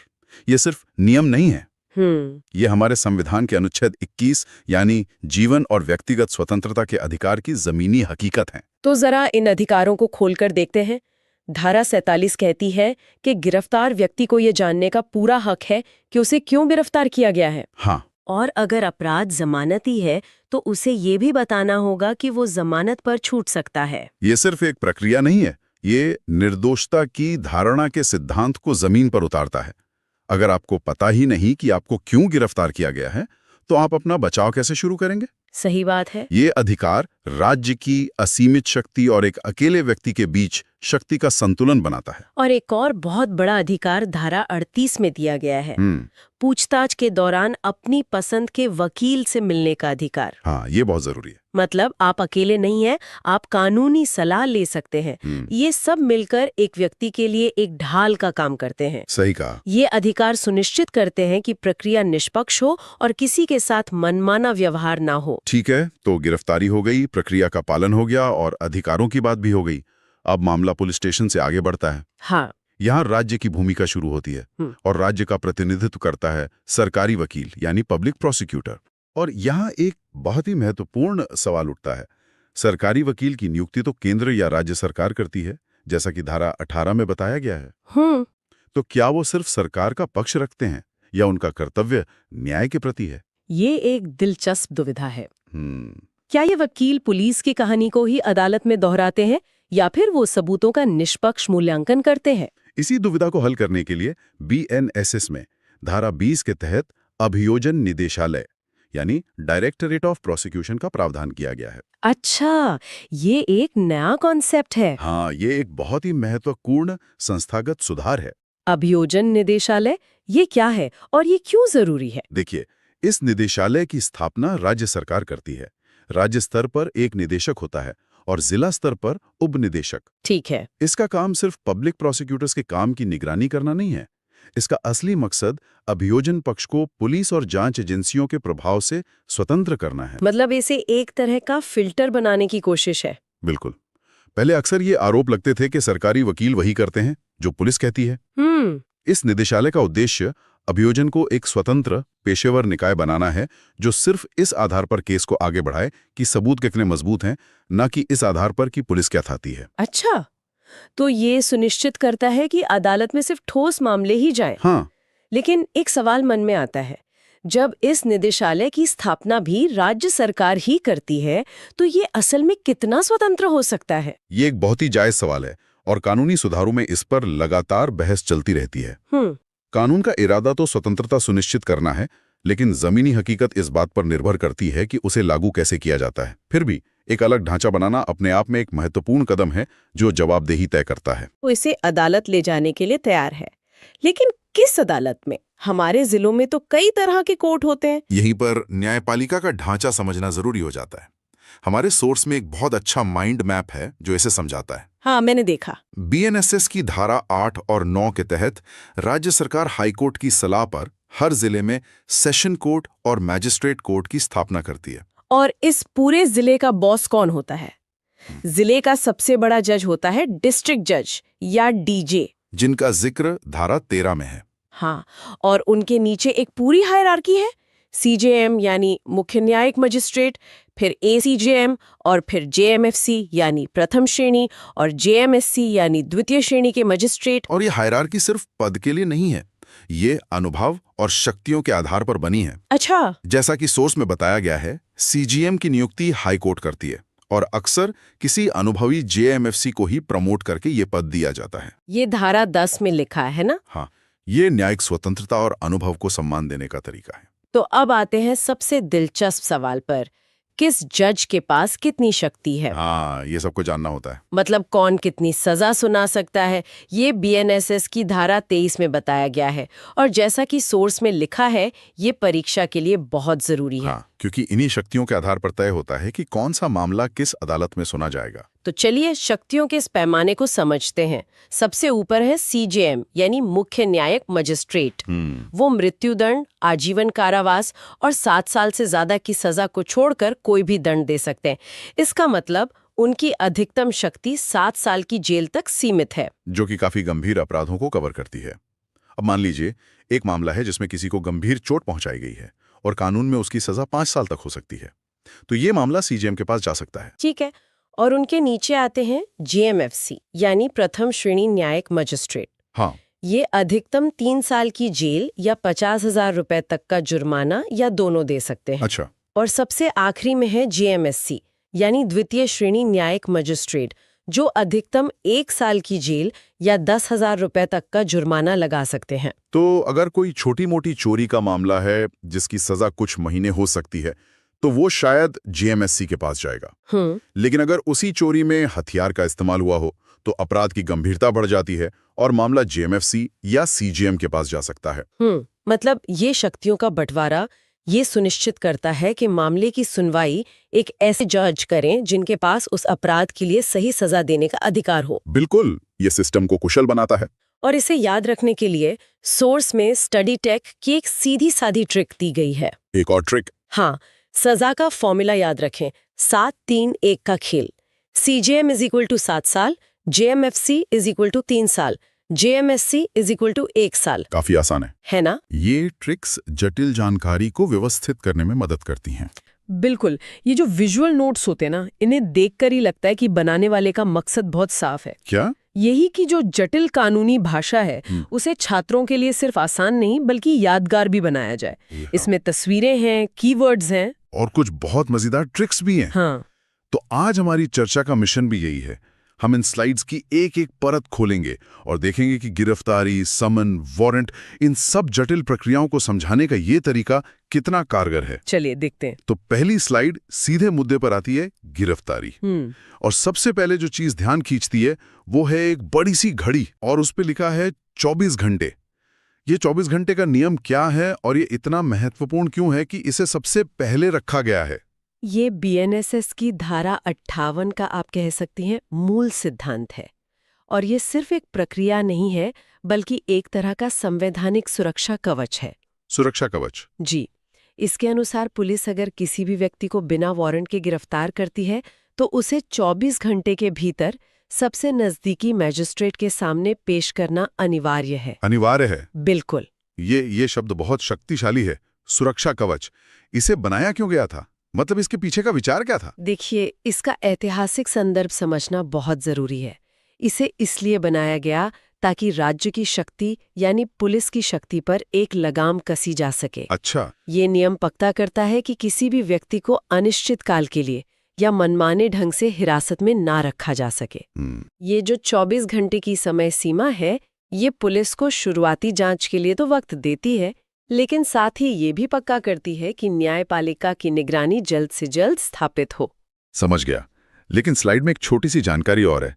एक कार बनी है और लिखा है कि इन 24 घंटों में थाने से कोर्ट तक की यात्रा का समय, मतलब ट्रैवल टाइम, वो शामिल नहीं होता। हाँ, ये एक महत्वपूर्ण बिंदु है। यहीं पर मुझे एक सवाल आता है, क्या इस नियम के गलत इस्तेमाल की गुंजाइश नहीं है? मान लीजिए पुलिस किसी को दूर दराज के इलाके से गिरफ्तार करने का बहाना बनाकर उसे 24 घंटे से ज्यादा अपनी हिरासत में रख ले। ये एक बहुत ही जायज और महत्वपूर्ण सवाल है। कानून बनाते समय इस पर विचार किया गया था। तो फिर क्या उपाय है? इसके लिए कुछ चेक बैलेंस है। सबसे पहला तो ये कि पुलिस को हर गिरफ्तारी का कारण और समय अपनी केस डायरी में दर्ज करना होता है। अच्छा। फिर जब आरोपी को मैजिस्ट्रेट के सामने पेश किया जाता है तो मैजिस्ट्रेट इन सभी डिटेल्स की जांच करते हैं। अगर उन्हें लगता है कि यात्रा में जानबूझकर देरी की गई है या समय का गलत इस्तेमाल हुआ है तो वो संबंधित अधिकारियों से जवाब तलब कर सकते हैं। मतलब गुंजाइश है, लेकिन निगरानी का एक तंत्र भी मौजूद है। जी बिल्कुल, ये पूरी तरह से अनियंत्रित नहीं है। अच्छा, तो ये तो हुई 24 घंटे की बात। अब इसी अवधि के दौरान और क्या क्या होता है? स्लाइड पर 2 और तस्वीरें हैं। एक में डॉक्टर जांच कर रहे हैं और दूसरी में कुछ लोग एक लाइन में खड़े हैं। यहाँ धारा 53 और 54 का जिक्र है। बिल्कुल, ये सब प्रक्रियाएं उसी 24 घंटे की घड़ी के तहत ही चलती हैं। धारा 53 के तहत गिरफ्तार व्यक्ति का एक मेडिकल ऑफिसर द्वारा मेडिकल परीक्षण अनिवार्य है। अनिवार्य? जी, जैसा तस्वीर में दिखाया भी है, डॉक्टर एक रिपोर्ट तैयार करते हैं। इसका दोहरा उद्देश्य है, एक व्यक्ति की स्वास्थ्य स्थिति को रिकॉर्ड करना और दूसरा ये सुनिश्चित करना कि हिरासत के दौरान उसके साथ कोई शारीरिक हिंसा तो नहीं हुई है। और ये दूसरी तस्वीर जिसमें एक व्यक्ति शीशे के पीछे से किसी को पहचान रहा है, ये तो बिल्कुल वैसा ही है जैसा हम हिंदी फिल्मों में देखते हैं। हाँ बिल्कुल। एक गवाह उंगली उठाकर कहता है, जज साहब यही है वो। क्या असल में भी इतना ही नाटकीय होता है? फिल्मों में इसे थोड़ा बड़ा चढ़ाकर दिखाते हैं, लेकिन हाँ, मूल प्रक्रिया यही है। इसे धारा 54 के तहत शिनाख्त परेड या पहचान परेड कहते हैं। शिनाख्त परेड? जी, अगर किसी गवाह ने अपराधी को देखा है तो पुलिस कुछ मिलते जुलते लोगों के साथ आरोपी को खड़ा करती है और गवाह से उसकी पहचान करने को कहती है। इसका मकसद क्या है? इसका मकसद बहुत गंभीर है। ये सुनिश्चित करना कि किसी बेगुनाह को सजा ना मिले और सही अपराधी की पहचान हो सके। तो मतलब ये मेडिकल जांच और शिनाख्त परेड, ये सब भी उसी 24 घंटे के अंदर ही करना होता है? हाँ, यह एक बहुत महत्वपूर्ण बिंदु है। और अगर इसमें देरी हो तो क्या वो 24 घंटे के नियम का उल्लंघन माना जा सकता है? बिल्कुल, ये सारी प्रक्रियाएं उसी 24 घंटे की अवधि का हिस्सा हैं। अगर पुलिस जानबूझकर इन प्रक्रियाओं में देरी करती है ताकि वे आरोपी को ज्यादा देर तक हिरासत में रख सकें, तो ये धारा 58 की भावना का उल्लंघन होगा। और इससे अदालत में चुनौती दी जा सकती है? निश्चित रूप से। अब आते हैं उस हिस्से पर जिसका इन स्लाइड्स में खास तौर पर जिक्र है, स्टडी टेक ट्रिक। हाँ, ये बहुत मजेदार है। धारा 58 को याद रखने के लिए ट्रिक दी है 58, यानी 5-8। पुलिस 24 घंटे से ज्यादा थाने में रखकर किसी के साथ 5-8 नहीं कर सकती, उसे जज साहब के पास ले जाना ही होगा। ये बहुत ही स्मार्ट तरीका है। 5-8 करना एक आम मुहावरा है जिसका मतलब होता है कुछ गड़बड़ करना या टालमटोल करना। सही है। इस तरह की ट्रिक्स, जिन्हें निमोनिक्स कहते हैं, खासकर परीक्षा के दबाव में बहुत काम आती हैं। ये न केवल आपको सेक्शन नंबर याद कराती है, बल्कि उसके पीछे का जो सार है वो भी दिमाग में बैठा देती है। ठीक है, तो हमने देखा कि अगर पुलिस को किसी पर शक है और उसे पकड़ना है तो ये 24 घंटे का नियम लागू होता है। जी। लेकिन मान लीजिए कि कोई व्यक्ति आरोपी नहीं है बल्कि ये गवाह है, या अदालत को लगता है कि मामला इतना गंभीर नहीं है कि सीधे गिरफ्तारी की जाए। ऐसे में किसी को अदालत तक कैसे बुलाया जाता है? मुझे लगता है यहीं पर हमारी अगली स्लाइड का विषय समन काम आता है। आपने बिल्कुल सही जोड़ा। हर स्थिति में गिरफ्तारी जरूरी नहीं होती। धारा 63 के अनुसार समन अदालत द्वारा भेजा गया एक आधिकारिक बुलावा है। आधिकारिक बुलावा? जी, ये एक कानूनी दस्तावेज है जो किसी व्यक्ति को एक निर्दिष्ट तारीख और समय पर अदालत में पेश होने का आदेश देता है, चाहे वो गवाह हो या आरोपी। ये गिरफ्तारी की तुलना में बहुत कम कठोर प्रक्रिया है। तो ये समन किसी तक पहुंचाया कैसे जाता है? स्लाइड में 2 कॉपियों का जिक्र है। इसकी प्रक्रिया क्या है? यहाँ धारा 64 इसकी तामील मतलब डिलीवरी की प्रक्रिया बताती है। ये बहुत व्यवस्थित है। कैसे? समन की 2 कॉपियां तैयार की जाती हैं। एक पुलिस अधिकारी या अदालत का कोई और अधिकारी उस व्यक्ति को निजी तौर पर एक कॉपी देता है और दूसरी कॉपी पर उस व्यक्ति से हस्ताक्षर लिए जाते हैं। सबूत के तौर पर? बिल्कुल, इस बात के सबूत के तौर पर कि उसे समन मिल गया है। ये जो हस्ताक्षरित कॉपी है ये वापस अदालत में जमा हो जाती है। स्लाइड में ये भी लिखा है कि ऑफिस, ईमेल या टेलीफोन से भी सूचित किया जा सकता है। क्या आज के दौर में एक ईमेल को कानूनी तौर पर पर्याप्त माना जाता है?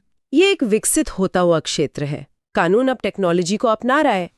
ईमेल या इलेक्ट्रॉनिक माध्यमों से सूचना देना अब आम हो गया है, लेकिन अक्सर इसके साथ पारंपरिक तरीकों का भी इस्तेमाल किया जाता है ताकि ये पक्का हो सके कि सूचना व्यक्ति तक हर हाल में पहुंचे। और सबूत के तौर पर? सबूत के तौर पर डिजिटल रिकॉर्ड्स की मान्यता बढ़ रही है। ये प्रक्रिया तो आम नागरिक के लिए ठीक है, लेकिन मुझे हमेशा से ये जानने की उत्सुकता रही है कि अगर किसी बड़े सरकारी अफसर को समन भेजना हो तो क्या होता है? हाँ, क्या पुलिस सीधे उनके दफ्तर पहुंच जाती है या कोई और प्रोटोकॉल होता है? स्लाइड में धारा 68 का जिक्र है। आपकी उत्सुकता बिल्कुल सही जगह पर है। इसके लिए एक विशेष प्रावधान है। धारा 68 के अनुसार सरकारी सेवक के मामले में प्रक्रिया थोड़ी अलग है। अच्छा, क्या अलग है? समन सीधे उस व्यक्ति को देने के बजाय उसके ऑफिस के मुखिया यानी हेड ऑफ ऑफिस को भेजा जाता है। ऐसा क्यों? क्या ये उन्हें कोई विशेष छूट देता है? छूट नहीं, बल्कि यह एक तरह से आधिकारिक चैनल और पद की गरिमा को बनाए रखने के लिए है। अच्छा। ऑफिस का मुखिया ये सुनिश्चित करता है कि समन उस कर्मचारी तक पहुंच जाए और काम में कोई बाधा ना आए। फिर जैसा कि स्लाइड में दिखाया है, मुखिया उस कर्मचारी से दूसरी कॉपी पर दस्तखत करवाकर एक औपचारिक पत्र के साथ वापस अदालत को भेजता है। मतलब ये प्रक्रिया को और भी औपचारिक और पुख्ता बना देता है। जी बिल्कुल। तो समन एक तरह का औपचारिक बुलावा है जिसे अगर कोई अनदेखा करे तो मामला गंभीर हो सकता है। पर क्या होता है जब अदालत को पता हो कि व्यक्ति समन से नहीं मानेगा या अपराध ही इतना संगीन है कि उसे तुरंत हिरासत में लेना जरूरी है? हाँ। क्या तब अदालत ज्यादा शक्तिशाली आदेश जारी करती है? शायद यहीं पर हमारी तीसरी स्लाइड का विषय वारंट आता है। बिल्कुल। जब अदालत को ये विश्वास हो कि व्यक्ति समन का पालन नहीं करेगा या वो फरार हो सकता है या अपराध गंभीर है, तब वारंट जारी किया जाता है। और वारंट एक शक्तिशाली दस्तावेज है। बहुत शक्तिशाली।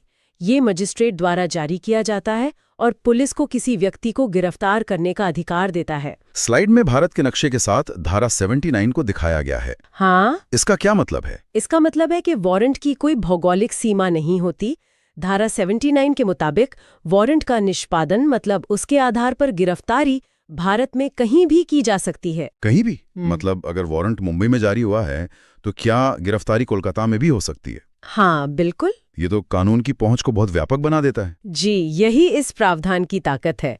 ये सुनिश्चित करता है कि कोई भी आरोपी केवल एक राज्य से दूसरे राज्य की सीमा पार करके कानून की पकड़ से बच ना सके। और ये वारंट कब तक वैध होता है? इसकी कोई समय सीमा होती है? जैसे क्या ये 1 साल बाद एक्सपायर हो जाता है? दिलचस्प बात यह है कि नहीं। धारा 72 के अनुसार इसकी कोई तयशुदा एक्सपायरी डेट नहीं होती।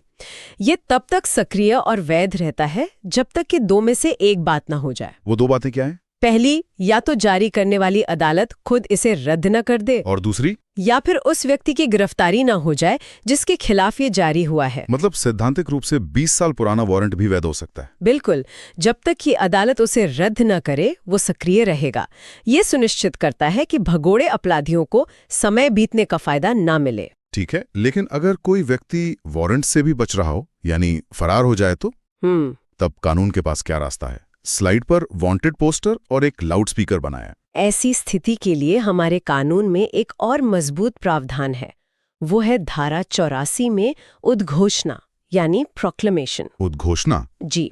जैसा कि स्लाइड में दिखाया है, यह एक भगोड़े या फरार व्यक्ति के लिए एक सार्वजनिक घोषणा होती है।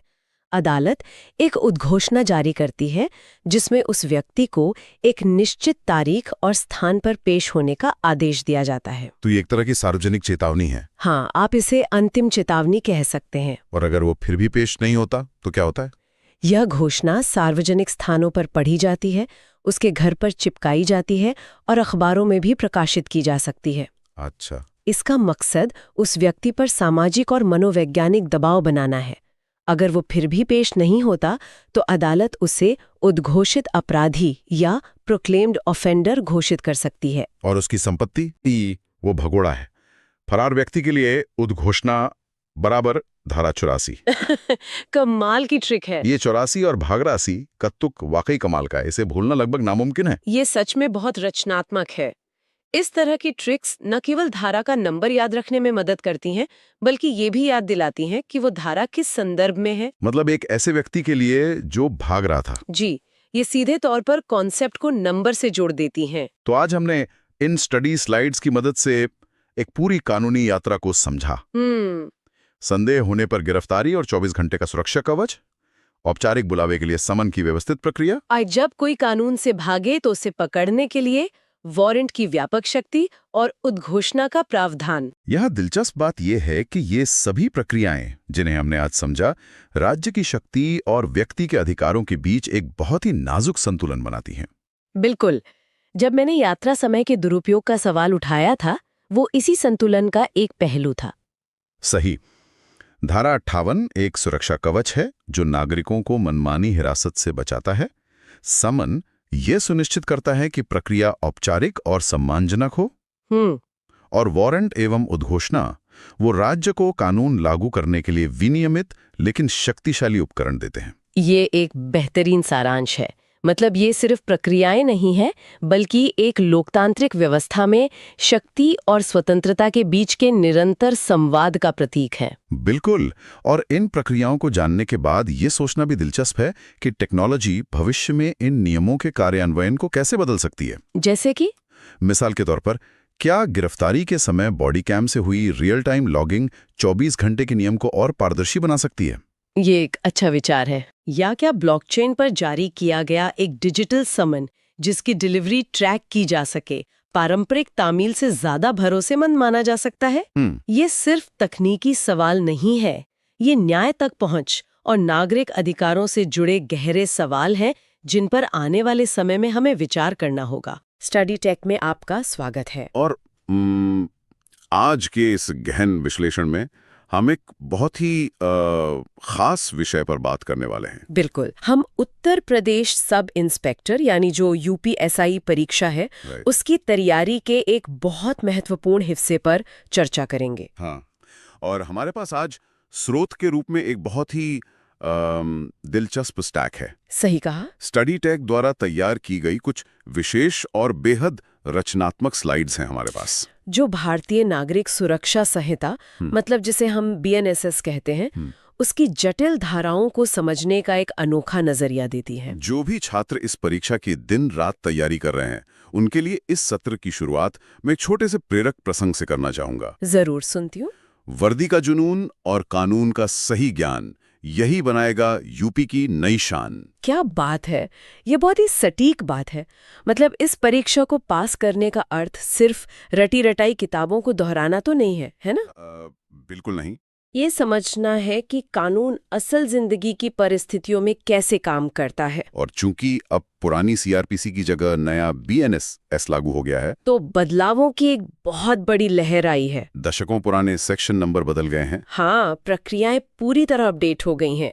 तो उम्मीदवारों के लिए इन नई कानूनी धाराओं को एकदम शून्य से याद करना किसी बुरे सपने जैसा हो सकता है। लेकिन आज हम जिन ट्रिक्स और तस्वीरों का विश्लेषण करेंगे, वो इस भारी भरकम सिलेबस को बहुत ही रोचक बना देती हैं और आसानी से याद होने वाले फॉर्मेट में बदल देती हैं। आज का हमारा मिशन भी यही है कि हम इन मुश्किल धाराओं को स्टडी टेक की मजेदार ट्रिक्स के जरिए डिकोड करें, ताकि परीक्षा के उस भारी दबाव वाले माहौल में भी श्रोताओं को ये तुरंत याद आ जाए।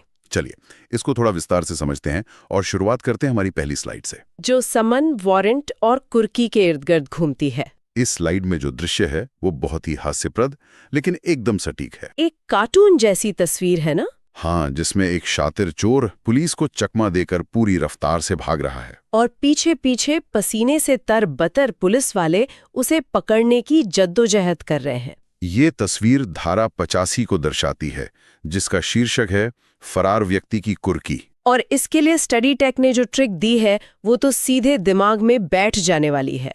ट्रिक है, जो पुलिस को चकमा देकर भागेगा उसकी 85 चीजें कुर्क कर ली जाएंगी। 85 चीजें कुर्क कर ली जाएंगी। धारा 85 और 85 चीजों का ये मेल बहुत ही शानदार है। एकदम। यहाँ सबसे हैरत अंगेज बात यह है कि कैसे कानून की इतनी गंभीर और तकनीकी प्रक्रिया को एक साधारण सी तुकबंदी में ढाल दिया गया है। अगर हम कानूनी दृष्टिकोण से देखें तो कुर्की, जिसे हम अटैचमेंट कहते हैं, वो कोई हल्की फुल्की कार्रवाई तो है नहीं। बिल्कुल नहीं। जब कोई आरोपी न्यायालय के बार बार बुलावे के बावजूद जानबूझकर छिपता है या फरार हो जाता है, तब न्यायालय उसकी संपत्ति को जब्त करने का आदेश देता है। ये एक तरह का कानूनी दबाव होता है ताकि वो व्यक्ति छिपना छोड़कर सरेंडर करे। और 85 चीजें कुर्क होना, ये मुहावरा परीक्षा में धारा 85 तुरंत याद दिला देगा। इसी स्लाइड में अगर हम थोड़ा नीचे की तरफ देखें तो धारा 94 और 96 के बीच एक बहुत महत्वपूर्ण फ्लो चार्ट बना है, जो अक्सर परीक्षा हॉल में छात्रों के पसीने छुड़ा देता है। सही कहा। उस फ्लो चार्ट का डिजाइन बहुत तार्किक है। उसमें दिखाया गया है कि पुलिस स्टेशन या अदालत की तरफ से एक आधिकारिक कागज निकलता है। पहले एक सौम्य बुलावा जाता है और फिर बात तलाशी तक पहुंचती है। इस प्रक्रिया का असल में क्रम क्या होता है? धारा 94 एक शुरुआती कदम है। इसके तहत न्यायालय या थाने का अधिकारी किसी व्यक्ति को कोई आवश्यक दस्तावेज पेश करने के लिए समन भेजता है। समन मतलब एक कानूनी बुलावा? हाँ, एक मौका कि व्यक्ति शांतिपूर्वक उस दस्तावेज को सौंप दे। लेकिन समस्या तब खड़ी होती है जब वो व्यक्ति उस समन को सिरे से नजरअंदाज कर देता है या सहयोग करने से मना कर दे। यहीं पर धारा 96 तस्वीर में आती है। अगर समन के बावजूद दस्तावेज पेश नहीं किया जाता तो न्यायालय मान लेता है कि व्यक्ति सहयोग नहीं करेगा। तब न्यायालय धारा 96 के तहत तलाशी वारंट जारी करता है, जिसे हम सर्च वारंट कहते हैं। यही कारण है कि स्लाइड के अगले हिस्से में पुलिस वालों को एक बैंक लॉकर की जबरदस्त तलाशी लेते हुए दिखाया गया है। ये विजुअल मेमोरी को पुख्ता करता है। संदेश साफ है, पहले समन भेजकर प्यार से मानो, अगर बात न बने तो धारा 96 का वारंट लेकर सीधे तलाशी लो। और इसी दृश्य के ठीक नीचे एक और धारा का जिक्र है, धारा 108। यहाँ तस्वीर बदल जाती है।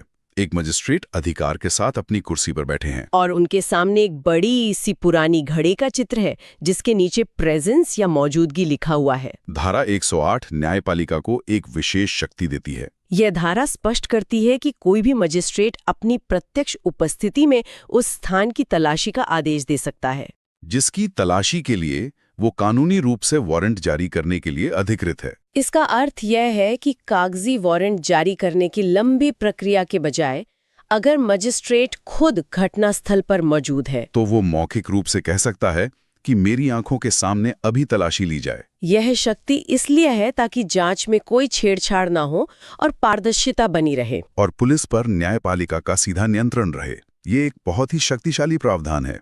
अब हम अपनी दूसरी स्लाइड की ओर कदम बढ़ाते हैं, जिसका विषय थोड़ा अधिक संवेदनशील है, महिलाओं और बंधकों की सुरक्षा। यह समाज से जुड़ा एक ऐसा पहलू है जहां एक सब इंस्पेक्टर की असल परीक्षा होती है। यहाँ धारा 100 और 101 पर प्रकाश डाला गया है। धारा 100 अवैध रूप से बंधक बनाए गए व्यक्ति की तलाशी के बारे में है। स्लाइड में एक बहुत ही डार्क कमरे या जेल का चित्रण है जहां एक व्यक्ति को जबरन बंद करके रखा गया है और बाहर एक पुलिस अधिकारी हाथ में वारंट लिए खड़ा है।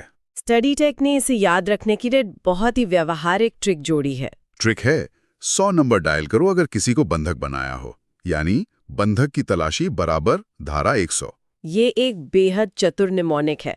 हमारे समाज में आपात स्थिति के लिए 100 नंबर ही डायल किया जाता है। इस नंबर को धारा 100 के साथ जोड़ना इसे भूलना नामुमकिन बना देता है। हालांकि एक भावी पुलिस अधिकारी के लिए सिर्फ ट्रिक याद रखना काफी नहीं है, उन्हें तकनीकी बारीकियां भी समझनी होंगी। सबसे बड़ा सवाल ये होता है कि इस स्थिति में तलाशी वारंट जारी करने का अधिकार कानून ने किसे सौंपा है? हर कोई अधिकारी तो ऐसा वारंट जारी नहीं कर सकता ना। बिल्कुल नहीं। स्लाइड में इस बात को स्पष्ट करने के लिए 3 अलग-अलग अधिकारियों के पदनाम साफ लिखे गए हैं, लेकिन क्या ये प्रक्रिया इतनी आसान होती है? कैसी मतलब?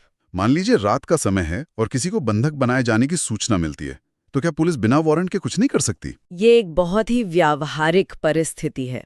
कानून के अनुसार धारा 100 के तहत वारंट जारी करने की शक्ति केवल डीएम, एसडीएम या प्रथम श्रेणी मजिस्ट्रेट के पास सुरक्षित रखी जा गई है। अगर पुलिस को भनक लगती है कि कोई बंधक है, तो उन्हें सामान्य प्रक्रिया के तहत इन अधिकारियों से वारंट लेना होता है। क्योंकि किसी के घर में जबरदस्ती घुसना निजता का बड़ा उल्लंघन हो सकता है। इसलिए कानून चाहता है कि एक वरिष्ठ अधिकारी पहले स्थिति का आकलन करे। आपातकालीन परिस्थितियों के लिए अपवाद मौजूद हैं, लेकिन धारा 100 के तहत शक्ति इन्हीं 3 अधिकारियों तक सीमित है। ये जानकारी परीक्षा के लिए बहुत महत्वपूर्ण है। इसी सुरक्षा वाले विषय से जुड़ी है अगली धारा 101, जो अपहृत स्त्रियों की वापसी के प्रावधानों को तय करती है। स्लाइड का विजुअल बहुत ही भावुक करने वाला है। एक महिला को रोते हुए दिखाया गया है और उसके बगल में एक पेन और कागज का चित्र है जिस पर कंप्लेंट यानी शिकायत लिखा हुआ है। इसकी ट्रिक भी हमारी सामाजिक परंपराओं से ली गई है। 101 रुपए का शगुन देकर अपहृत बेटी को वापस घर लाओ। अपहृत स्त्री की वापसी मतलब धारा 101। हमारे समाज में 101 रुपए का शगुन एक शुभ शुरुआत का प्रतीक है, और इसे एक बेटी की सुरक्षित घर वापसी के साथ जोड़ना बहुत ही प्रभावशाली है। ये ट्रिक जितनी भावुक है, इस धारा के तहत कानूनी नियम उतने ही कड़े हैं। धारा 101 के तहत किसी अपहृत महिला या बच्ची को उसके परिवार को वापस सौंपने का आदेश देने के लिए सख्त शर्तें हैं। सबसे बड़ी शर्त, जिसे पेन और कागज से दर्शाया गया है, वो ये है कि लिखित रूप में शिकायत दर्ज कराना अनिवार्य है। ये हवाई बातों पर नहीं, बल्कि एक औपचारिक शिकायत पर आधारित प्रक्रिया है। तो क्या इसका मतलब ये है कि अगर पुलिस को सिर्फ उड़ती हुई खबर मिले, तो वे सीधे महिला को वापस सौंपने का आदेश नहीं दे सकते? बिल्कुल नहीं। लिखित शिकायत इस पूरी प्रक्रिया का मूल आधार है। उन्हें एक लिखित आधार चाहिए ही चाहिए। और यहाँ भी अधिकार क्षेत्र को सीमित रखा गया है। आदेश पारित करने की शक्ति भी डीएम, एसडीएम या प्रथम श्रेणी मजिस्ट्रेट के पास है, ताकि ऐसे संवेदनशील मामलों में कोई जल्दबाजी ना हो। हाँ। और एक उच्च पदस्थ अधिकारी ही पूरी जांच पड़ताल के बाद आदेश दें। यहाँ बात सच में बहुत दिलचस्प हो जाती है, क्योंकि अब हम उस स्लाइड पर पहुंच गए हैं जो सीधे सड़कों पर कानून व्यवस्था बनाए रखने से जुड़ी है। शांति बॉन्ड और निवारक कार्रवाई वाली तीसरी स्लाइड। इस स्लाइड में धारा 126 से लेकर 129 तक का पूरा सेट है। लेकिन धाराओं पर जाने से पहले एक छोटी सी बात है। हाँ, मेरा ध्यान भी स्लाइड के कोने में लिखे एक छोटे से नोट पर गया, ताकि एग्जामिनर फंसा ना सके। ये छोटी सी लाइन दिखाती है कि इन स्टडी मटेरियल्स को बनाने के पीछे कितनी मेहनत की जा रही है। हाँ। कंटेंट क्रिएटर खुद ये सुनिश्चित कर रहे हैं कि छात्र किसी घुमावदार सवाल का शिकार ना बने। यह वर्तमान परीक्षाओं की कठोरता का प्रमाण है। प्रश्न पत्र सेट करने वाले अब सीधे सवाल नहीं पूछते, वे उन खामियों की तलाश करते हैं जहां उम्मीदवार उलझ सके, विशेष रूप से प्रिवेंटिव एक्शन या निवारक कार्रवाइयों में। चलिए धारा 126 को ही लेते हैं। यह लोक प्रशांति कायम रखने के बारे में है। उस धारा के पास की तस्वीर में सड़कों पर कुछ लोग झड़प करते दिख रहे हैं और पुलिस बीच बचाव कर रही है। यह तस्वीर उस क्षण को कैद करती है जब शांति भंग होने की कगार पर होती है। जब किसी कार्यपालक मजिस्ट्रेट के पास पुख्ता जानकारी आती है कि कोई दंगा भड़का सकता है, तो वह अपराध होने का इंतजार नहीं करता। वह संदिग्ध व्यक्ति से शांति बनाए रखने के लिए एक बॉन्ड या गारंटी भरवा सकता है। यह बॉन्ड एक वित्तीय मुचलका होता है कि मैं गड़बड़ नहीं करूंगा, वरना भारी जुर्माना भरूंगा। और अगर कोई शारीरिक लड़ाई नहीं कर रहा बल्कि मंच से भड़काऊ बातें फैला रहा हो, तो उस स्थिति को संभालने के लिए धारा 127 दी गई है। इस स्लाइड में एक आदमी मंच पर खड़ा लाल मेगाफोन से चिल्ला रहा है और उसके पैरों के पास हथकड़ी हैं। ये धारा राजद्रोह या भड़काऊ सामग्री फैलाने वालों पर लगाम कसने के लिए है। धारा 127 विचारों और भाषणों के जरिए होने वाले अपराधों को रोकती है। इसके तुरंत बाद धारा 128 आती है, जो उन संदिग्ध व्यक्तियों से निपटती है जो अपराध करने की नियत से खुद को छुपा रहे हैं। मान लीजिए कोई अपनी पहचान छिपाकर घूम रहा है, उससे भी अपराध होने से पहले बॉन्ड भरवाया जा सकता है, ताकि उसके मंसूबों पर पानी फेरा जा सके। ये सब अपराध रोकने की कड़ियां हैं। और अब बारी आती है उस धारा की जिसकी ट्रिक देखकर मेरी हंसी छूट गई। वो हिस्ट्री शीटर वाली। हाँ, धारा 129 जो आदतन अपराधी है, हिस्ट्री शीटर से जुड़ी है। विजुअल में एक कैदी की फोटो है जिसके गले में तख्ती लटकी है जिस पर हिस्ट्री शीटर लिखा है। और ट्रिक है, 129 हिस्ट्री हीटर से पुलिस कहती है 1 2 9 9 2 11 मत होना, पहले बॉन्ड भर के जा। 1 2 9 और 9 2 11 का ये खेल शब्दों की बहुत बेहतरीन जादूगरी है। आदतन अपराधी मतलब 129। अगर हम इसे बड़े पैमाने पर देखें तो ये स्पष्ट होता है कि धारा 126 से 129 तक का समूह निवारक कार्रवाइयां हैं। ये अपराध घटित हो जाने के बाद जेल भेजने के बारे में नहीं है। कानून का प्राथमिक उद्देश्य सिर्फ मुजरिमों को पकड़ना नहीं, बल्कि ऐसी स्थितियां पैदा करना है जहां अपराध हो ही ना। उत्तर प्रदेश के थानों में इन आदतन अपराधियों का रिकॉर्ड रखा जाता है, जिसे लाल किताब कहते हैं ना। मजिस्ट्रेट के पास इन लोगों से बॉन्ड भरवाने की शक्तियां शांति व्यवस्था के लिए ढाल का काम करती हैं। अपराध होने से पहले ही उसे जड़ से खत्म कर देना बहुत ही शानदार विचार है। अब हम उस स्लाइड की तरफ मुड़ते हैं जो सबसे बड़ा बदलाव लेकर आई है। भरण पोषण और लाठीचार्ज वाली स्लाइड। सबसे पहले धारा 144, जो छात्र पहले से कानून पढ़ रहे हैं उनके लिए पुरानी सीआरपीसी की धारा 125 जबान पर रटी होती थी, जो गुजारा भत्ता या भरण पोषण से संबंधित थी। लेकिन अब नए बीएनएसएस में वो पुरानी 125 अब धारा 144 बन गई है। इस बदलाव को याद रखने की ट्रिक बहुत ही हास्यपूर्ण है। ट्रिक कहती है घर में 144 यानी कर्फ्यू मत लगने दो, चुपचाप पत्नी को गुजारा भत्ता दे दो। इस ट्रिक के पीछे का मनोविज्ञान बहुत दिलचस्प है। भारत में धारा 144 का नाम सुनते ही कर्फ्यू की तस्वीर बनती थी। अब उस खौफनाक नंबर को परिवार की शांति और गुजारे भत्ते से जोड़ दिया गया है। पुलिस अधिकारियों के लिए ये एक बहुत बड़ा मानसिक बदलाव है। कर्फ्यू के डर का इस्तेमाल करके घर की शांति का मेमोरी हुक तैयार करना कमाल है। कानूनी रूप से यह पत्नी, संतान और माता पिता के लिए आर्थिक सहायता का आदेश है। स्लाइड के विजुअल में खुशहाल परिवार का चित्र है, लेकिन नीचे एक लाल पावर बटन है जिसके साथ सख्त चेतावनी है कि भरण पोषण का आदेश केवल प्रथम श्रेणी मजिस्ट्रेट ही दे सकता है। ये बिंदु परीक्षा के लिए संवेदनशील है। गुजारा भत्ता तय करना सामान्य निर्णय नहीं है। इसमें आय और जरूरतों का गहन विश्लेषण चाहिए, इसलिए यह शक्ति केवल प्रथम श्रेणी मजिस्ट्रेट के पास है। तो इन सब का आखिर क्या मतलब है? जब हम धारा 148 और 149 पर जाते हैं तो सब बदल जाता है। ऐसा लगता है हम घर के विवादों से निकलकर हिंसक भीड़ के बीच आ गए हैं। एक हिस्से में पुलिस वाले सिविल वर्दी में लाठियां भांज रहे हैं और दूसरे में सेना के जवान हथियारों के साथ हैं। धारा 148 सिविल बल का उपयोग करके विधि विरुद्ध जमाव को तितर-बितर करने का अधिकार देती है। अगर भीड़ हिंसक हो रही है तो सिविल बल यानी पुलिस लाठीचार्ज कर सकती है। आदेश कौन देगा? स्लाइड के अनुसार कार्यपालक मजिस्ट्रेट। पर अगर मजिस्ट्रेट मौजूद न हो तो क्या थाने का एसएचओ भी आदेश कर सकता है? बिल्कुल, आपात स्थिति में एसएचओ भी निर्णय ले सकता है। लेकिन असली कानूनी पेच धारा 149 में छुपा है। मान लीजिए भीड़ पुलिस के नियंत्रण से बाहर है। तब धारा 149 के तहत सशस्त्र बल को बुलाया जाता है। और यहीं स्लाइड में एक लाल लाउडस्पीकर बना है। चेतावनी है, आदेश केवल कार्यपालक मजिस्ट्रेट के आदेश पर। इसका सीधा मतलब है कि एक एसएचओ सेना को बुलाने का आदेश नहीं दे सकता। सेना को उतारना बहुत गंभीर कदम है। ये शक्ति केवल उच्च कार्यपालक मजिस्ट्रेट के पास होती है। सैन्य शक्ति हमेशा नागरिक प्रशासन के अधीन काम करती है। परीक्षा में ऐसे ही सवाल फंसाते हैं। 148 में एसएचओ आदेश दे सकता है, पर 149 में केवल मजिस्ट्रेट। और स्लाइड के निचले हिस्से में कुछ बोनस तथ्य भी हैं।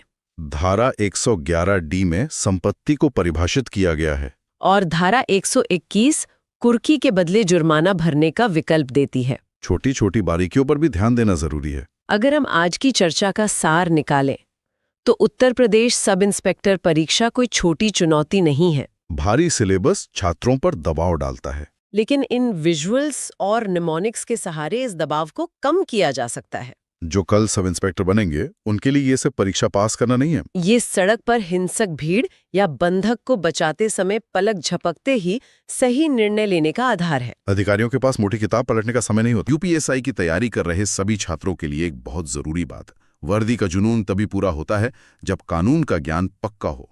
मेहनत इतनी खामोशी से करो कि तुम्हारी सफलता और तुम्हारे कानून का ज्ञान दोनों शोर मचा दें। वाह, क्या बात है कि वर्दी का सपना केवल बंद आंखों से नहीं देखा जाता, बिल्कुल, बल्कि इसे हकीकत बनाने के लिए रातों की नींद गंवानी पड़ती है। क्या बात है। वर्दी का जुनून रातों की नींद जरूर उड़ा देता है, पर यही जुनून एक दिन कंधों पर वो चमकते हुए सितारे सजा देता है। बहुत ही शानदार विचार है। और उसी जुनून को ना एक सही दिशा देने की बहुत जरूरत होती है। हाँ, एग्जैक्टली। क्योंकि जब कोई परीक्षा की तैयारी कर रहा होता है, हाँ, खासकर पुलिस सेवा की, तो सबसे बड़ी चुनौती फिजिकल टेस्ट नहीं होता, बल्कि वो कानून की मोटी मोटी किताबें होती हैं। बिल्कुल, कानूनी भाषा मतलब अपने आप में इतनी जटिल होती है कि बिना सही मार्गदर्शन के अच्छों का आत्मविश्वास डगमगा जाता है।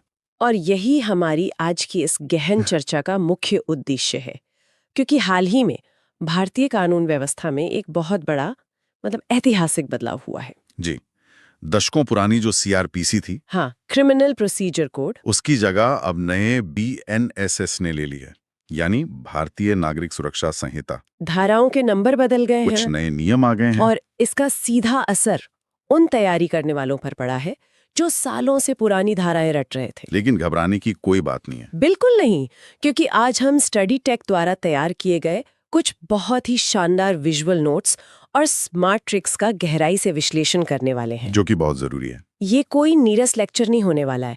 हम समझेंगे कि कैसे दिमाग की विजुअल मेमोरी का, यानी चित्रों के माध्यम से याद रखने की क्षमता का, हाँ, उसी का इस्तेमाल करके इन मुश्किल धाराओं को हमेशा के लिए दिमाग में छापा जा सकता है। ये बहुत ही साइंटिफिक तरीका है।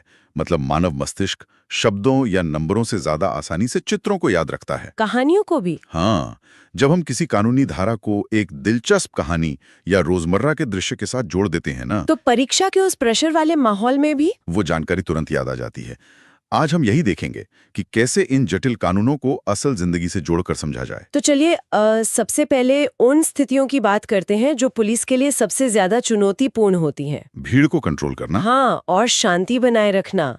हमारे पास जो स्टडी टेक के विजुअल नोट्स हैं, उनमें एक बहुत ही रोचक चित्र है। जी, अगर इस चित्र को ध्यान से देखा जाए, एक कुर्सी पर मजिस्ट्रेट साहब बैठे हैं और उनके सामने कुछ लोग मेगाफोन लेकर बहुत जोर शोर से चिल्ला रहे हैं। पूरा हंगामा मचा हुआ है। हाँ, एकदम शोर शराबा है।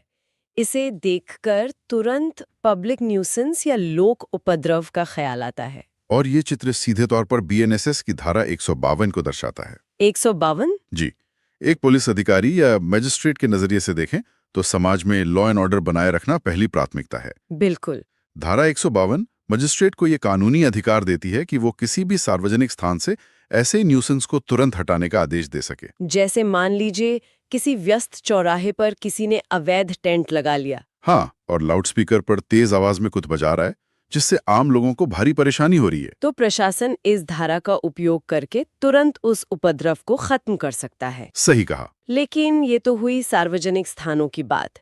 ग्रामीण भारत में पुलिस का बहुत सारा समय तो जमीन और पानी के विवादों में निकल जाता है। बहुत ज्यादा समय जाता है इसमें। नोट्स में जमीन की बाउंड्री को लेकर हो रहे झगड़े का भी एक प्रतीकात्मक चित्र है। और ऐसे विवादों को गंभीरता से लेना बहुत जरूरी है जी, क्योंकि ये अक्सर हिंसक रूप ले लेते हैं। हाँ, गोलियां तक चल जाती हैं कई बार। बिल्कुल। इसके लिए बीएनएसएस में धारा 164 और धारा 166 का प्रावधान है। 164 और 166? उदाहरण के लिए यूपी के किसी गांव में दो किसानों के बीच खेत की मेड़ या सिंचाई के पानी को लेकर झगड़ा हो गया है। स्थिति तनावपूर्ण है, लाठियां चल सकती हैं। ऐसे में शांति भंग होने से रोकने के लिए कार्यकारी मजिस्ट्रेट इन धाराओं के तहत एक लिखित आदेश जारी करता है ताकि विवाद का कानूनी हल निकलने तक शांति बनी रहे। एग्जैक्टली। इसी शांति व्यवस्था से जुड़ा एक और शब्द है जिसने दशकों तक हमारे समाज में एक खौफ और अनुशासन का भाव पैदा किया है। मैं समझ रहा हूँ आप किसकी बात कर रही हैं। धारा 144, हाँ, जिसे आम बोलचाल में कर्फ्यू कहा जाता है। सब जानते हैं इसके बारे में। लेकिन अब सबसे बड़ा सवाल ये है कि नए बीएनएसएस में इस मशहूर धारा का क्या हुआ? ये सबसे अहम बदलावों में से एक है। जिस औपनिवेशिक दौर की धारा 144 को हम सब जानते थे, वो अब नए बीएनएसएस में धारा 163 बन गई है। धारा 163? जी, ये प्रशासन का ब्रह्मास्त्र है। जब भी कोई अर्जेंट केस होता है, जैसे दंगा भड़कने की आशंका या कोई बड़ी प्राकृतिक आपदा या ऐसी स्थिति जहां मानव जीवन को तुरंत खतरा हो, तो सीधा डिस्ट्रिक्ट मैजिस्ट्रेट या एसडीएम, हाँ, वो धारा 163 लागू करते हैं। इसके लगते ही एक जगह पर 5 या उससे अधिक लोगों का इकट्ठा होना पूरी तरह से बैन हो जाता है। अब यहाँ पर एक उम्मीदवार के लिए चुनौती ये है कि वो 144 को भूलकर 163 को कैसे याद रखे। ये मुश्किल काम है। लेकिन हमारे पास जो स्टडी टेक के नोट्स हैं, उसमें एक बहुत ही अजीब लेकिन मजेदार चित्र बना है। वो क्रिकेट वाला चित्र? हाँ, एक पुलिस वाला क्रिकेट के मैदान में है और एक शानदार शॉट मार रहा है। यही तो विजुअल मेमोरी का असली जादू है। उस चित्र को बस दिमाग में बैठाना है। पुलिस वाले ने उपद्रवियों के खिलाफ एक शानदार शॉट मारा। यानी एक छक्का? हाँ, एक छक्का। और दूसरी तरफ स्टंप्स को देखा जाए, तीनों विकेट हवा में उड़ गए। तो पुलिस का एक छक्का और उपद्रवियों के 3 विकेट गिरे। मतलब 1, 6, 3 यानी 163। अरे वाह! अगर कोई उपद्रव करेगा तो पुलिस के एक छक्के से तीनों विकेट गिर जाएंगे। परीक्षा हॉल में जब कर्फ्यू से जुड़ा सवाल आएगा तो बस वो पुलिस वाले का छक्का याद करना है और जवाब 163 अपने आप दिमाग में आ जाएगा। क्या कमाल का तरीका है। 1-6-3, एक छक्का, 3 विकेट। बिल्कुल। चलिए उपद्रव और कर्फ्यू से थोड़ा आगे बढ़ते हैं। कानून व्यवस्था बनाए रखने में एक और बहुत बड़ा पहलू होता है, अपराध को होने से पहले ही रोकना। हाँ, हमारे अगले नोट्स पुलिस के निवारक कार्यों पर आधारित है, जिन्हें प्रिवेंटिव पुलिसिंग कहते हैं, जो बीएनएसएस की धारा 168 से 171 के बीच आते हैं। एक बेहतरीन पुलिस अधिकारी की पहचान सिर्फ इस बात से नहीं होती कि उसने मुजरिम को कितनी जल्दी पकड़ा, बल्कि इस बात से होती है कि उसने कितने अपराधों को होने ही नहीं दिया। धारा 168 इसी विचार पर आधारित है। ये साफ कहती है कि किसी भी संज्ञेय अपराध को रोकना, यानी कॉग्निजेबल ऑफेंस, जिनमें बिना वारंट गिरफ्तारी हो सकती है, हाँ, उन्हें रोकना हर पुलिस अधिकारी का प्राथमिक कर्तव्य है। और इसके लिए पुलिस विभाग के अंदर सूचनाओं का तेजी से बहना भी जरूरी है, जिसका जिक्र अगली धारा में है। धारा 169। बिल्कुल। धारा 169 कम्युनिकेशन चेन की बात करती है। अच्छा। अगर किसी जूनियर ऑफिसर या कांस्टेबल को गश्त के दौरान पता चलता है कि इलाके में कोई बड़ी डकैती की योजना बन रही है, तो उसकी जिम्मेदारी है कि वो तुरंत अपने सीनियर अधिकारी को इसकी सूचना दे। इसके साथ ही एक बहुत जरूरी प्रावधान है, धारा 171। वो पब्लिक प्रॉपर्टी वाला? जी।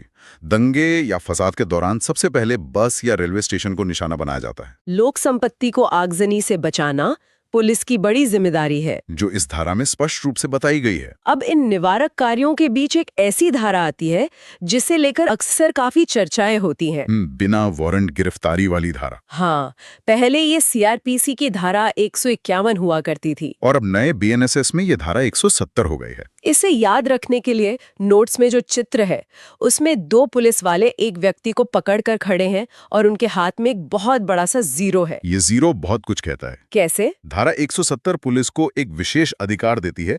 अगर पुलिस को पुख्ता यकीन हो जाए कि कोई व्यक्ति किसी बहुत गंभीर अपराध को अंजाम देने वाला है और उसे रोकने का कोई और विकल्प नहीं बचा है, तो पुलिस बिना किसी वारंट और बिना मजिस्ट्रेट के आदेश के उस व्यक्ति को गिरफ्तार कर सकती है। ये समाज को बचाने का अंतिम कदम है। बिल्कुल। और इसे याद रखने के लिए जो स्टडी टेक की ट्रिक दी गई है वो तो एकदम किसी फिल्म के डायलॉग जैसी है। हाँ, वो एक साथ जीरो वाली ट्रिक कहती है कि पुलिस अपराधियों को चेतावनी देते हुए कहती है कि अगर अपराध करने एक साथ आओगे तो मैं सबको 0 कर दूंगा, यानी सबको बिना वारंट गिरफ्तार करके हवालात में डाल दूंगा। एक साथ 0 से एक साथ 0 एकदम लय में याद हो जाता है। ये मनोवैज्ञानिक रूप से बहुत प्रभावी ट्रिक है। एक साथ 0 का ये संवाद पुलिस अधिकारी के रौब को भी दर्शाता है। सिर्फ नंबर याद रखने का तरीका नहीं है, बल्कि उस धारा के पीछे छिपे अधिकार को भी दिमाग में बैठा देता है। बिल्कुल सही कहा। चलिए अब इस चर्चा के सबसे महत्वपूर्ण पड़ाव पर चलते हैं। जी। मेरे सामने जो नोट्स हैं उन पर बड़े बड़े अक्षरों में डबल स्टार लगा हुआ है, क्योंकि ये सबसे जरूरी हिस्सा है। और इसे यूपीएसआई की जान लिखा गया है। ये एफआईआर का महा चैप्टर है। पुरानी सीआरपीसी की धारा 154 जो एफआईआर दर्ज करने की बुनियाद थी, वो अब नए बीएनएसएस की धारा 173 बन गई है। समझे मामले में इत्तला। ये सच में पूरी क्रिमिनल प्रोसीडिंग्स का दिल है। बिना एफआईआर के कोई आपराधिक जांच शुरू ही नहीं हो सकती। और बीएनएसएस की धारा 173 में जो सबसे आधुनिक बदलाव हुआ है वो है ईएफआईआर को कानूनी मान्यता देना। आज के डिजिटल युग में कोई भी नागरिक अब केवल मौखिक या लिखित रूप से ही नहीं बल्कि इलेक्ट्रॉनिक माध्यम से भी अपनी शिकायत पहुंचा सकता है। ये तो आम नागरिकों के लिए बहुत बड़ी सुविधा है ना? लेकिन इलेक्ट्रॉनिक शिकायत की प्रामाणिकता कैसे तय होगी? क्या कोई भी किसी के खिलाफ फर्जी ईमेल भेज सकता है? ये बहुत ही लाजवाब सवाल है और कानून बनाने वालों ने इसका समाधान भी इसी धारा में दिया है। अच्छा? ईएफआईआर भेजना तो आसान है, लेकिन उस शिकायत को औपचारिक एफआईआर में बदलने के लिए एक शर्त है। वो क्या है? इलेक्ट्रॉनिक माध्यम से दी गई सूचना पर 3 दिन के भीतर शिकायतकर्ता के हस्ताक्षर होना अनिवार्य है। ओहो, मतलब साइन करना ही पड़ेगा 3 दिन में। जी। ये नियम सुनिश्चित करता है कि पुलिस का समय फर्जी शिकायतों में बर्बाद न हो और शिकायतकर्ता अपनी जिम्मेदारी ले। इस महाचैप्टर वाले नोट्स में धारा 173 के कुछ और बहुत संवेदनशील पहलुओं को भी बारीकी से समझाया गया है। जैसे 173 सबसेक्शन 1। जो महिलाओं के खिलाफ होने वाले अपराधों से जुड़ा है। जी हाँ, महिलाओं के खिलाफ होने वाले अपराधों की एफआईआर केवल एक महिला पुलिस अधिकारी ही लिखेगी। ये संवेदनशीलता बहुत जरूरी है ताकि पीड़िता बिना किसी डर के अपनी पूरी बात बता सके। इसके बाद 173 सबसेक्शन 2 आता है, जो शिकायतकर्ता के अधिकारों की बात करता है। एफआईआर दर्ज होने के बाद उसकी एक कॉपी मुफ्त में मिलेगी, तुरंत और बिल्कुल फ्री। लेकिन एक व्यवहारिक समस्या जो अक्सर देखने को मिलती है, थाने में सुनवाई न होना। हाँ, अगर कोई थाना प्रभारी एफआईआर लिखने से ही मना कर दे, तब आम नागरिक क्या कर सकता है? इसी के लिए धारा 173 सबसेक्शन 4 बनाई गई है। अच्छा, अगर थाने में सुनवाई नहीं हो रही है तो पीड़ित व्यक्ति अपनी शिकायत लिखित रूप में सीधे जिले के पुलिस अधीक्षक यानी एसपी को, हाँ, एसपी को डाक द्वारा या खुद जाकर सौंप सकता है। अगर एसपी को लगता है कि मामला संज्ञेय है तो वो खुद जांच कर सकते हैं। ये जानकारी तो सच में हर नागरिक को होनी चाहिए। बिल्कुल। अब एक और कंफ्यूजन जो अक्सर उम्मीदवारों को होता है, एनसीआर और एफआईआर के बीच का अंतर। नोट्स में धारा 174 और 175 का आमने सामने जिक्र किया गया है। जी। इसे एक बहुत आसान उदाहरण से समझते हैं। मान लीजिए पड़ोसियों के बीच मामूली कहासुनी हो गई, तो ये एक असंज्ञेय या नॉन कॉग्निसेबल मामला है। इसमें धारा 174 के तहत एनसीआर दर्ज होगी। पुलिस बिना मजिस्ट्रेट के आदेश के अपनी तरफ से कोई जांच शुरू नहीं कर सकती और ना ही गिरफ्तार कर सकती है। वहीं दूसरी तरफ मान लीजिए कोई डकैती या हत्या का मामला है, ये अत्यंत गंभीर और संज्ञेय अपराध है। कॉग्निजेबल ऑफेंस को ये अधिकार देती है कि वो तुरंत अपनी जांच शुरू कर दे। तो साधारण भाषा में 174 मतलब छोटे मामले जहां बिना आदेश जांच नहीं होगी, और 175 मतलब गंभीर मामले जा तुरंत जांच शुरू। बहुत ही स्पष्ट उदाहरण है ये। अब इस महा चैप्टर यानी एफआईआर की धारा 173 को याद रखने की ट्रिक पर आते हैं। ये ट्रिक भी बहुत मजेदार है। नोट्स में एक चित्र है जिसमें 3 लोग एक साथ पुलिस स्टेशन की सीढ़ियां चढ़ रहे हैं। जी। ट्रिक है 1 साथ 3। पुलिस थाने में एक साथ तीनों यानी पीड़ित, गवाह और वकील जाकर एफआईआर लिखवाते हैं। एक साथ तीनों 173 एफआईआर। ये चित्र तो दिमाग में एकदम छप जाता है। इससे न केवल धारा का नंबर याद रहेगा बल्कि क्रिमिनल जस्टिस सिस्टम के 3 मुख्य स्तंभ भी याद रहेंगे। चलिए, एफआईआर तो दर्ज हो गई, अब जांच आगे बढ़ेगी। जांच के दौरान पुलिस का अगला कदम क्या होता है? लोगों से पूछताछ करना। बीएनएसएस धारा 179। इस चित्र में एक पुलिस थाने का अंदरूनी दृश्य है। दीवार पर एक घड़ी लगी है और एक इन्वेस्टिगेटिंग ऑफिसर कुछ लोगों को थाने आने का आदेश दे रहा है। तो जब जांच शुरू होती है तो आयोग को उन सभी लोगों के बयान लेने होते हैं जिन्हें घटना के बारे में पता हो। धारा 179 पुलिस अधिकारी को ये शक्ति देती है कि वो लिखित आदेश जारी करके गवाह को पूछताछ के लिए थाने बुला सकता है। और आदेश मिलने पर गवाह का थाने आना कानूनी रूप से अनिवार्य होता है। लेकिन कानून सिर्फ शक्ति नहीं देता, वो मानवता का भी ध्यान रखता है। हाँ, इस धारा का सबसे दिलचस्प हिस्सा इसके अपवाद है, एक्सेप्शंस। मतलब ऐसे लोग जिन्हें पुलिस पूछताछ के लिए थाने नहीं बुला सकती। बिल्कुल, कानून ने कुछ विशेष वर्गों को थाने की पूछताछ से छूट दी है। जैसे 15 वर्ष से कम उम्र के बच्चे, किसी भी उम्र की महिला और मानसिक या शारीरिक रूप से बीमार व्यक्ति। पुलिस इन लोगों को थाने नहीं बुला सकती। आयोग को खुद उनके निवास स्थान पर जाकर उनसे पूछताछ करनी होगी। नोट्स में बने चित्र में इन लोगों के साथ एक बुजुर्ग दादाजी भी बैठे हुए नजर आ रहे हैं। यहीं पर सबसे बड़ा पेंच है। क्या पेंच है? पुरानी सीआरपीसी में बुजुर्ग गवाहों के लिए ये छूट की उम्र 65 वर्ष तय की गई थी। अच्छा। लेकिन अब नए बीएनएसएस में इस उम्र सीमा को घटाकर 60 वर्ष कर दिया गया है। यानी अब 60 साल से ऊपर के किसी भी व्यक्ति को पुलिस थाने नहीं बुला सकती। परीक्षा के नजरिए से ये बदलाव बहुत ही ज्यादा महत्वपूर्ण है। और इस धारा 179 को याद रखने की ट्रिक तो इस पूरी स्थिति को एक मजेदार रूप दे देती है। चित्र में महिला और दादाजी अपने घर पर बैठे हैं। ट्रिक है, पुलिस एक साथ 9 लगाती है, तो जब पुलिस का बुलावा आए तो सामान्य लोगों को एक साथ नो नहीं बोलना है। उन्हें गवाही देने थाने आना ही पड़ेगा। लेकिन जो महिलाएं और 60 साल के दादाजी हैं, वे घर पर ही आराम से बैठेंगे और पुलिस से कहेंगे नो। एक साथ नो? एक साथ नो। ये ट्रिक इस बात को स्पष्ट कर देती है कि कानून का पालन सबको करना है, लेकिन जो अपवाद की श्रेणी में आते हैं उनके पास नो कहने का अधिकार है। बहुत ही रचनात्मक है ये। अब आते हैं आज की इस चर्चा के आखिरी और शायद सबसे रहस्यमयी हिस्से पर, पुलिस पूछताछ और बयानों से जुड़ा हिस्सा। इसमें बीएनएसएस की धाराएं 180, 181, 183 और 184 शामिल हैं। जी। यहाँ एक बहुत ही प्रभावशाली चित्र है। एक व्यक्ति के सामने एक पेपर रखा है लेकिन उसने उस पेपर पर एक बड़ा सा लाल रंग का क्रॉस का निशान बना दिया है। और वो साइन करने से साफ मना कर रहा है। ये लाल क्रॉस का निशान पूरी क्रिमिनल इन्वेस्टिगेशन की एक बहुत बड़ी सच्चाई बयान करता है। वो कैसे? क्रम से चलें तो धारा 180 पुलिस को गवाहों की परीक्षा यानी उनसे सवाल जवाब करने का अधिकार देती है। ठीक है। लेकिन इसके तुरंत बाद आती है धारा 181 जो एक तरह से पुलिस की शक्ति पर एक बड़ा ब्रेक लगाती है। अच्छा, क्या कहती है ये धारा? ये स्पष्ट रूप से कहती है कि पुलिस के सामने दिए गए किसी भी लिखित बयान पर गवाह या आरोपी के हस्ताक्षर कभी नहीं कराए जाएंगे। सुनने में थोड़ा अजीब लगता है। क्यों?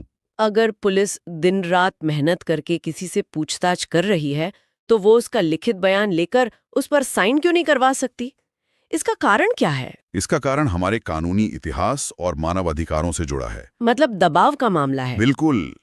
न्याय व्यवस्था का ये मानना है कि पुलिस कस्टडी का माहौल डराने वाला हो सकता है। हाँ, कोई पुलिस अधिकारी किसी गवाह या आरोपी पर दबाव डालकर या डरा धमकाकर खाली कागज पर साइन करवा सकता है या थर्ड डिग्री का इस्तेमाल करके किसी झूठे बयान पर जबरन हस्ताक्षर करवा सकता है। इसीलिए कानून कहता है कि पुलिस के सामने दिया गया कोई भी बयान या संस्वीकृति कोर्ट में ठोस सबूत के तौर पर मान्य नहीं है। जो बयान कोर्ट में माना जाता है वो केवल मजिस्ट्रेट के सामने बिना किसी दबाव के दर्ज किया जाना चाहिए। तो पुलिस के सामने लिए गए बयान केवल जांच को सही दिशा देने के लिए होते हैं। एग्जैक्टली। ये तो बहुत ही गहरी और जरूरी जानकारी है। इसी प्रसंग में आगे धारा 183 है जो कन्फेशन से जुड़ी है और धारा 184 है जो दुष्कर्म पीड़िता के मेडिकल परीक्षण की बात करती है। लेकिन उस लाल क्रॉस वाले चित्र को धारा 181 के साथ जोड़ने वाली ट्रिक सुनिए। जी बताइए। गवाह पूरे आत्मविश्वास के साथ पुलिस से कहता है कि एक बार जो मैंने बोल दिया वो बेशक लिख लो, पर मैं 8-1 साइन नहीं करूंगा। 1-8-1 मैं साइन नहीं करूंगा। 8-1 साइन नहीं करूंगा, ये डायलॉग तो किसी को भी याद हो जाएगा। पुलिस स्टेशन का वो तनावपूर्ण माहौल, वो लाल क्रॉस और गवाह का ये निडर जवाब, ये सब मिलकर धारा 181 को दिमाग में हमेशा के लिए लॉक कर देते हैं। वाकई आ जाता है। FIR लिखवाने के लिए 173 में एक साथ तीनों लोग थाने पहुंच जाते हैं 179 में बुजुर्ग एक साथ नो कह देते हैं और अंत में 181 में गवाह डंके की चोट पर कहता है कि 8-1 साइन नहीं करूंगा। इन विजुअल नोट्स ने पुराने कानूनों से नए BNSS तक के इस सफर को सच में बहुत आसान बना दिया है। जो चीज पहले एक बोझ लग रही थी वो अब एक दिलचस्प कहानी में बदल गई है। लेकिन इस चर्चा को खत्म करने से पहले मैं चाहता हूं कि एक भावी अधिकारी के नजरिए से हम एक बहुत ही गंभीर विषय पर विचार करें। जी बिल्कुल। हमने धारा 179 के अपवादों में देखा कि बुजुर्ग गवाहों को थाने बुलाने की उम्र सीमा 65 साल से घटाकर 60 साल कर दी गई है। हाँ, ये एक बड़ा बदलाव है। जरा एक पल के लिए सोचिए, क्या इसका पुलिस की रोजमर्रा की फील्ड इन्वेस्टिगेशन पर कोई बहुत बड़ा असर नहीं पड़ेगा? ये सवाल तो दिमाग में आता है। वैसे एक तरफ नागरिकों के लिए तो ये बहुत अच्छी खबर है। जी हाँ, आम नागरिकों और 60 पार कर चुके बुजुर्गों के लिए ये बहुत बड़ी राहत है कि उन्हें थाने के चक्कर नहीं काटने पड़ेंगे। लेकिन अगर उस इन्वेस्टिगेटिंग ऑफिसर के नजरिए से सोचा जाए, भारत जैसे विशाल देश में जहां थानों में पहले से ही स्टाफ की भारी कमी है और केसों का अंबार लगा है, तो अब एक आयोग को हर 60 साल से ऊपर के गवाह का बयान दर्ज करने के लिए अपना सारा काम छोड़कर उनके घर जाना पड़ेगा, शहर के एक कोने से दूसरे कोने तक। ये पुलिस फोर्स के लिए कितनी बड़ी लॉजिस्टिक चुनौती हो सकती है। मतलब एक कानून जो जनता के लिए वरदान है, वो प्रशासन के लिए एक नई पहेली बन सकता है। एक बेहतरीन अधिकारी वही होता है जो कानून के इन दोनों पहलुओं को समझता हो। इस बारे में जो लोग तैयारी कर रहे हैं उन्हें गहराई से जरूर विचार करना चाहिए। ये सच में एक ऐसा विचार है जो किसी भी गंभीर उम्मीदवार को सोचने पर मजबूर कर देगा। बिल्कुल। आज की इस बेहतरीन और ज्ञानवर्धक चर्चा में बस इतना ही। मुझे भी बहुत मजा आया इस विश्लेषण में। उम्मीद है इन विजुअल नोट्स और स्मार्ट ट्रिक्स ने कानून की तैयारी कर रहे हर उम्मीदवार की चिंता को थोड़ा कम और आत्मविश्वास को बहुत ज्यादा बढ़ा दिया होगा। बिना रटे चीजों को समझना हमेशा फायदेमंद होता है। सभी सुनने वालों को आगामी परीक्षाओं के लिए ढेरों शुभकामनाएं। ऐसे ही हर विषय की गहराई में जाते रहिए, सीखते रहिए और अपने लक्ष्य की तरफ कदम बढ़ाते रहिए। बिल्कुल, मेहनत करते रहिए। मिलेंगे बहुत जल्द कुछ और नई और रोचक जानकारियों के साथ। आज के इस गहन चर्चा में शामिल होने वाले सभी लोगों का और खासकर उन उम्मीदवारों का जो दिन रात एक करके तैयारी कर रहे हैं, बहुत बहुत स्वागत है। देखिए, आज का ये सेशन कोई भारी भरकम या उबाऊ कानूनी लेक्चर नहीं होने वाला है। हाँ, बिल्कुल नहीं। अगर कोई इस वक्त दौड़ लगाते हुए या सफ़र करते हुए हमें सुन रहा है तो उन्हें धाराओं के नंबर रटने का स्ट्रेस लेने की बिल्कुल भी ज़रूरत नहीं है, क्योंकि आज हमारे पास उत्तर प्रदेश सब इंस्पेक्टर यानी यूपीएसआई परीक्षा की तैयारी के लिए एक ऐसा मास्टरपीस है जो पढ़ाई का नज़रिया ही बदल देगा। सही कहा। इन बेहतरीन नोट्स की शुरुआत ही एक शानदार स्वागत के साथ होती है, बिल्कुल इन्हीं शब्दों में। स्टडी टेक में आपका स्वागत है। और इस स्वागत की तुरंत बाद ना इन नोट्स के पहले ही पन्ने पर बड़े बड़े और बोल्ड अक्षरों में एक चेतावनी जैसी पंक्ति लिखी है जिसने मेरा ध्यान सबसे पहले खींचा। उसमें लिखा है यूपीएसआई की जान है ये स्लाइड, इसे डबल स्टार लगवाएं। वाह, क्या बात है। ये सिर्फ एक वाकया नहीं है, ये तैयारी कर रहे हर उस छात्र के लिए एक जबरदस्त मोटिवेशन है जो भारतीय नागरिक सुरक्षा संहिता यानी बीएनएसएस के मोटे मोटे पन्नों को देखकर घबरा जाता है। वही तो, बीएनएस की जटिल धाराओं को उनके अपवादों को याद रखना किसी बुरे सपने से कम नहीं है। लेकिन हमारा आज का मिशन यही है कि हम स्टडी टेक द्वारा तैयार की गई इन बेहद रचनात्मक और विजुअल स्लाइड्स को डिकोड करें। इनमें जो कमाल की फनी ट्रिक्स हैं, जो कार्टून बने हैं, हम उन पर बात करेंगे। हाँ, क्योंकि हमारा दिमाग टेक से ज्यादा तस्वीरों और कहानियों को याद रखता है। अगर एक अपराध के होने से लेकर उसकी सजा तक के पूरे सफर को एक कहानी की तरह देखा जाए तो चीजें बहुत आसान हो जाती हैं। तो चलिए इस कहानी की शुरुआत करते हैं पुलिस की गिरफ्तारी और जांच से। कल्पना कीजिए कि एक अपराध हुआ है और पुलिस ने एक व्यक्ति को पकड़ लिया है। यहीं से हमारी पहली स्लाइड का दृश्य शुरू होता है। इस स्लाइड में एक बहुत ही सजीव कार्टून है। एक पुलिस वाला एक संदिग्ध को पकड़े खड़ा है। बीच में एक बड़ी सी घड़ी टिक टिक कर रही है जिस पर लिखा है 24 आवर्स और सामने एक मैजिस्ट्रेट की कुर्सी है। ये दृश्य बीएनएसएस की धारा 187 को दर्शा रहा है। तो अगर 24 घंटे में पुलिस की जांच पूरी नहीं होती तो आगे क्या होता है? यहीं से रिमांड का कॉन्सेप्ट आता है। हमारा कानून कहता है कि पुलिस किसी भी व्यक्ति को अपनी मर्जी से 24 घंटे से ज्यादा हिरासत में नहीं रख सकती। ये मानव अधिकारों की रक्षा का एक बहुत बड़ा नियम है। और अगर जांच पूरी नहीं होती तो पुलिस को उस व्यक्ति को मैजिस्ट्रेट के सामने पेश करना होता है और पुलिस की और समय मांगना पड़ता है। बिल्कुल, इसे ही पुलिस अभिरक्षा या पुलिस कस्टडी कहते हैं। लेकिन पुलिस उसे कितने दिन तक अपनी कस्टडी में रख सकती है? स्लाइड पर एक बहुत क्लियर लिमिट दी गई है। हाँ, पुलिस कस्टडी अधिकतम 15 दिन तक ही मिल सकती है। अब सवाल उठता है कि 15 दिन बाद क्या होगा? क्या आरोपी छूट जाएगा? नहीं, 15 दिन बाद उसे न्यायिक अभिरक्षा यानी जुडिशियल कस्टडी में भेज दिया जाता है। जिसका मतलब है कि अब वो पुलिस थाने के लॉकअप में नहीं रहेगा। सही पकड़ा हमने, उसे सीधा जेल भेज दिया जाएगा जहां पुलिस मैजिस्ट्रेट की इजाजत के बिना उसे पूछताछ नहीं कर सकती। अब यहाँ मुझे स्टडी टेक की रचनात्मकता की दाद देनी होगी। मैं इस धारा 187 को याद रखने की ट्रिक देख रहा हूँ और ये वाकई कमाल है। एक गणित का फॉर्मूला बना दिया है। 187 मतलब 187। पुलिस कहती है एक साथ मत मारो। 8-7 दिन की पुलिस कस्टडी मिली है, आराम से पूछताछ करेंगे। ये बहुत ही चालाकी से बनाया गया है। देखिए, धारा का नंबर है 187। इसमें से 8 और 7 को निकाल लीजिए। 8 और 7 को जोड़ेंगे तो जवाब आएगा 15, यानी 8 और 7 बराबर 15 दिन की पुलिस कस्टडी। परीक्षा के तनाव भरे माहौल में जब कोई धारा 187 देखेगा तो उसे तुरंत 8 + 7 बराबर 15 याद आ जाएगा। रटने की जरूरत ही नहीं। ये सच में जीनियस है। अब कस्टडी मिल गई, जांच चल रही है। इसी स्लाइड में आगे धारा 192 और 193 का जिक्र है। 192 को केस डायरी कहा गया है। क्या इसे जांच की एक डेली रिपोर्ट कार्ड मान सकते हैं? एकदम सटीक उपमा है।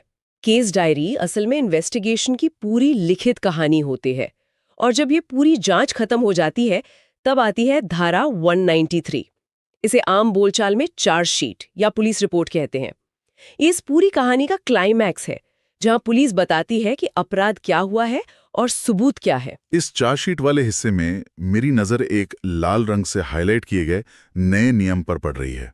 इसमें लिखा है कि रेप और पॉक्सो से जुड़े संवेदनशील मामलों में एफआईआर की तारीख से ठीक 2 महीने के भीतर जांच पूरी होनी ही चाहिए।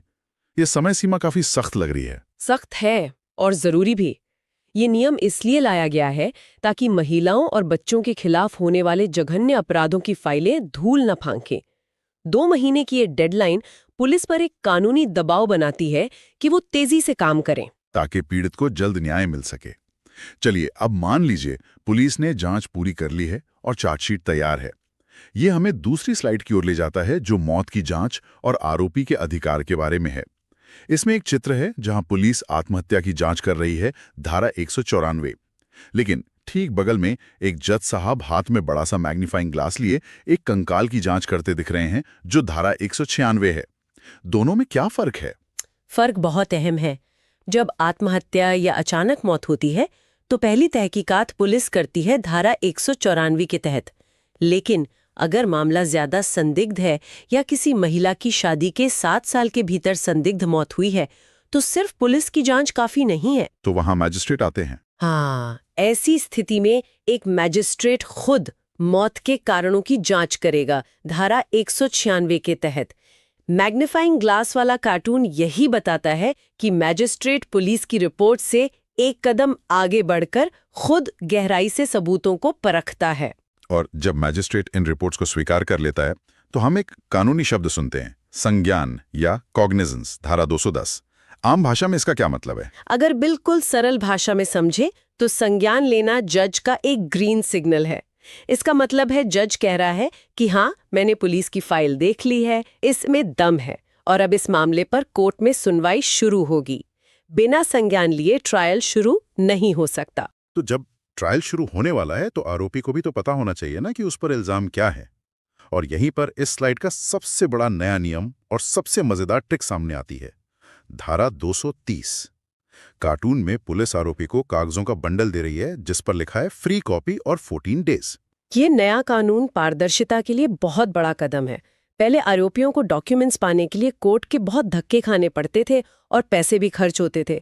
अब धारा 230 के तहत पुलिस को 14 दिन के भीतर सभी डॉक्यूमेंट्स की कॉपी देनी होगी, वो भी बिल्कुल मुफ्त। और इसे याद रखने की ट्रिक सुनिए। ट्रिक है 230। पुलिस आरोपी से कहती है कि 2-3 चक्कर मत काटो, 14 दिन में कागज की फ्री कॉपी मिल जाएगी और तुम्हारा खर्च होगा 0। 2-3 से बन गया 2 और 3 और खर्च 0 से बन गया 0, मिलाकर धारा 230। मुझे ये तरीका बहुत पसंद आया। ये उस आम आदमी की परेशानी को दिखा रहा है जो पहले कागजों के लिए 2-3 चक्कर काटता था। अब नया कानून उसे राहत दे रहा है। चलिए अब कहानी को आगे बढ़ाते हैं। कोर्ट में मामला पहुंच गया है, लेकिन हमारी अदालतों में लाखों केस पेंडिंग है। तो न्याय की रफ्तार बढ़ाने के लिए क्या उपाय हैं? ये तीसरी स्लाइड का थीम है, फास्ट ट्रैक न्याय। कोर्ट का समय बचाना आज सबसे बड़ी चुनौती है। बीएनएसएस में इसके लिए धारा 283 है, जिसे संक्षिप्त विचारण या समरी ट्रायल्स कहते हैं। इस धारा को समझाने वाला चित्र देखिए। इसमें सीजेएम और जेएमएफसी के नामों के ऊपर हरे रंग का बड़ा सा टिक लगा है, लेकिन जेएमएफसी के ऊपर एक लाल क्रॉस लगा है। ये चित्र बहुत स्मार्ट है। ये बताता है कि छोटे मामलों को तेजी से निपटाने की शक्ति सिर्फ बड़े जजेस यानी सीजेएम और जेएमएफसी के पास है। सेकंड क्लास मैजिस्ट्रेट ये नहीं कर सकते। और इस फास्ट ट्रैक प्रक्रिया में धारा 285 के तहत एक नियम है, जज 3 महीने से ज्यादा की सजा नहीं सुना सकते।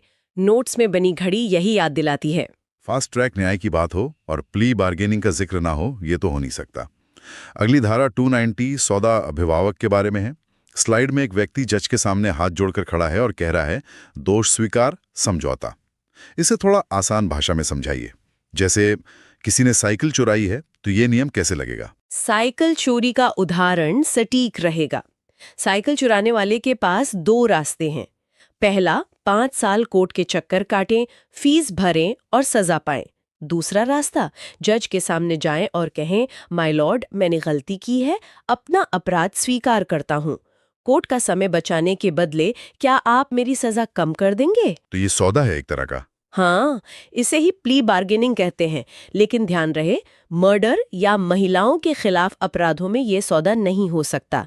ये सिर्फ उन मामलों में लागू होता है जिनमें अधिकतम सजा 7 साल से कम हो। और इस शानदार कॉन्सेप्ट की ट्रिक तो और भी शानदार है। धारा 290 290, जब दोनों पार्टी राजी हो जाएं और कोर्ट का टाइम 0 बर्बाद हो। दोनों से लिया 2 और 9 और 0 से लिया 0, बन गया 290। इतनी नीरस धाराओं में ऐसा ह्यूमर ढूंढना वाकई एक कला है। और यही ह्यूमर है जो परीक्षा के दबाव में दिमाग को रिलैक्स करता है। अब कहानी उस मोड़ पर है जहां सजा तय होनी है। चौथी स्लाइड डबल झपड्डी और समझौते पर है। एक जज साहब हाथ में बोर्ड पकड़े हैं जिस पर लिखा है, एक बारी। ये धारा 337 है। डबल झपड्डी सुनने में हॉलीवुड फिल्म लगती है, पर असल में क्या है? ये न्याय का बहुत मौलिक सिद्धांत है। इसका मतलब है कि अगर किसी व्यक्ति पर किसी अपराध के लिए मुकदमा चल चुका है, सजा मिल चुकी है या बरी हो चुका है, तो उसी अपराध के लिए उस पर दोबारा मुकदमा नहीं चलाया जा सकता। एक ही गलती की 2 बार सजा नहीं दी जा सकती। और स्टडी टेक ने इसे एक लाइन में पिरो दिया। ट्रिक कहती है 3-3-7। एक अपराध के लिए 3-3 बार सजा नहीं मिलेगी, बस एक बार। 7 साल के लिए अंदर जाओगे। 3-3 से 33, 7 से 7, बन गया 337। ये बहुत विजुअल ट्रिक है। इसके बाद धारा 359 अपराधों का शमन या कंपाउंडिंग की बात करती है। नोट्स में एक टेबल का चित्र है। ये उन अपराधों की लिस्ट है जिनमें कानून दोनों पार्टियों को आपस में समझौता करने की इजाजत देता है। हर मामले में आउट ऑफ कोर्ट सेटलमेंट नहीं हो सकता, सिर्फ उस लिस्ट के हिसाब से हो सकता है। बिल्कुल। और धारा 360 के तहत पब्लिक प्रोसिक्यूटर यानी सरकारी वकील को अधिकार है कि वो कोर्ट की सहमति से किसी केस को वापस ले सकता है। अब तक हमने ट्रायल और छोटी सजाओं की बात की, लेकिन अब आती है स्लाइड नंबर 5 और इसका माहौल थोड़ा गंभीर है। इस पर एक बार फिर से डबल स्टार लगा है क्योंकि यहाँ BNSS के सबसे अहम नए नियम हैं। विजुअल्स में एक फांसी का फंदा है और एक गर्भवती महिला का चित्र है। ये धारा 407, 456, 474 और 472 के बारे में है। जब बात मृत्यु दंड की आती है तो कानून बहुत सतर्क हो जाता है। धारा 407 कहती है कि अगर सेशन कोर्ट किसी को फांसी सुना भी दे तो भी उसे तब तक फांसी नहीं दी जा सकती जब तक कि हाई कोर्ट उस सजा की पुष्टि ना कर दे। ये एक सेफ्टी वाल्व है। और धारा 456 का नियम कानून के मानवीय चेहरे को दिखाता है। सही कहा। अगर किसी गर्भवती महिला को मृत्युदंड मिला है तो कानून कहता है कि अजन्मे बच्चे की कोई गलती नहीं है। ऐसे में धारा 456 के तहत उस महिला की फांसी को आजीवन कारावास यानी लाइफ इम्प्रिजनमेंट में बदल दिया जाएगा। इसी तरह धारा 474 सरकार को शक्ति देती है कि वो सजा को कम कर सकती है, जिसे लघुकरण कहते हैं। लेकिन अगर हाई कोर्ट ने भी फांसी बरकरार रखी और सरकार ने भी सजा कम नहीं की तो आखिरी रास्ता क्या है? यहीं पर धारा 472 दया याचिका यानी मर्सी पिटिशन आती है। इसमें एक नई और सख्त समय सीमा जोड़ दी गई। पहले दया याचिका के लिए कोई निश्चित समय सीमा नहीं थी, मामले सालों लटके रहते थे। अब धारा 472 के तहत ये तय है कि कोर्ट के अंतिम निर्णय के बाद दोषी के पास राष्ट्रपति या राज्यपाल के सामने दया याचिका दायर करने के लिए सिर्फ 30 दिन का समय होगा। सिर्फ 30 दिन? ये वक्त तो बहुत कम है। और इस आखिरी रास्ते की बेचैनी को याद रखने के लिए जो ट्रिक दी गई है, मैं ईमानदारी से कह रहा हूं ये इन नोट्स की सबसे काव्यात्मक ट्रिक है। धारा 472, 472 जब चारों तरफ से साथ छूट जाए तो बस 2 ही दरवाजे बचते हैं, राष्ट्रपति या राज्यपाल।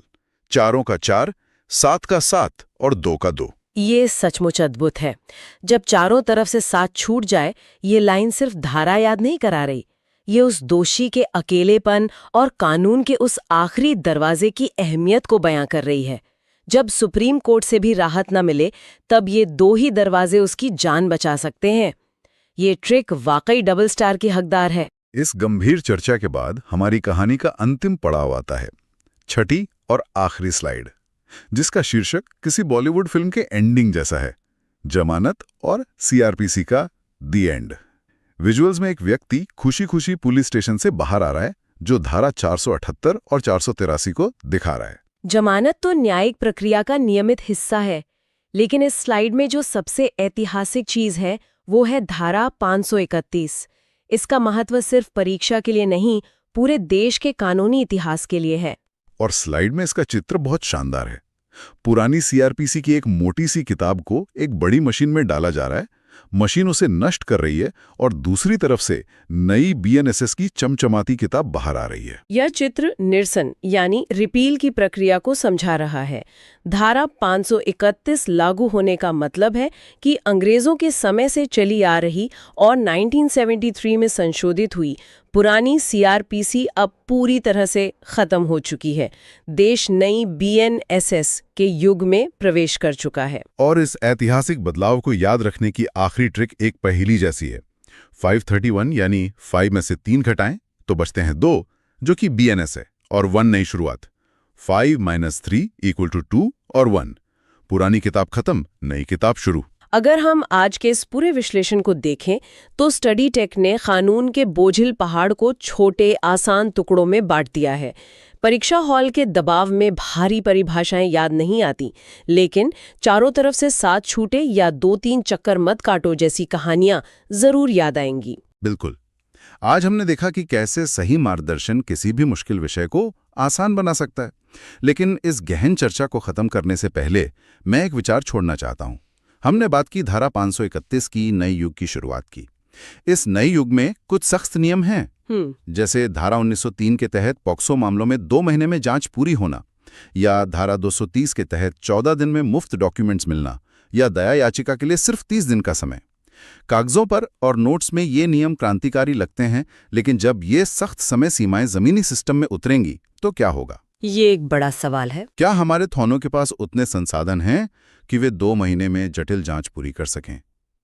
क्या 30 दिन का समय एक अनपढ़ कैदी के लिए काफी है जिससे दया याचिका का प्रोसेस तक नहीं पता? क्या ये नया BNSS सचमुच न्याय की रफ्तार बदल पाएगा, या फिर ये सिर्फ UPSI जैसी परीक्षाओं में पूछे जाने वाले सवालों का एक नया सेट बनकर रह जाएगा? इस गहरे सवाल के साथ हम आज की इस चर्चा को यहीं समाप्त करते हैं। सुनते रहिए और हमेशा सवाल पूछते रहिए।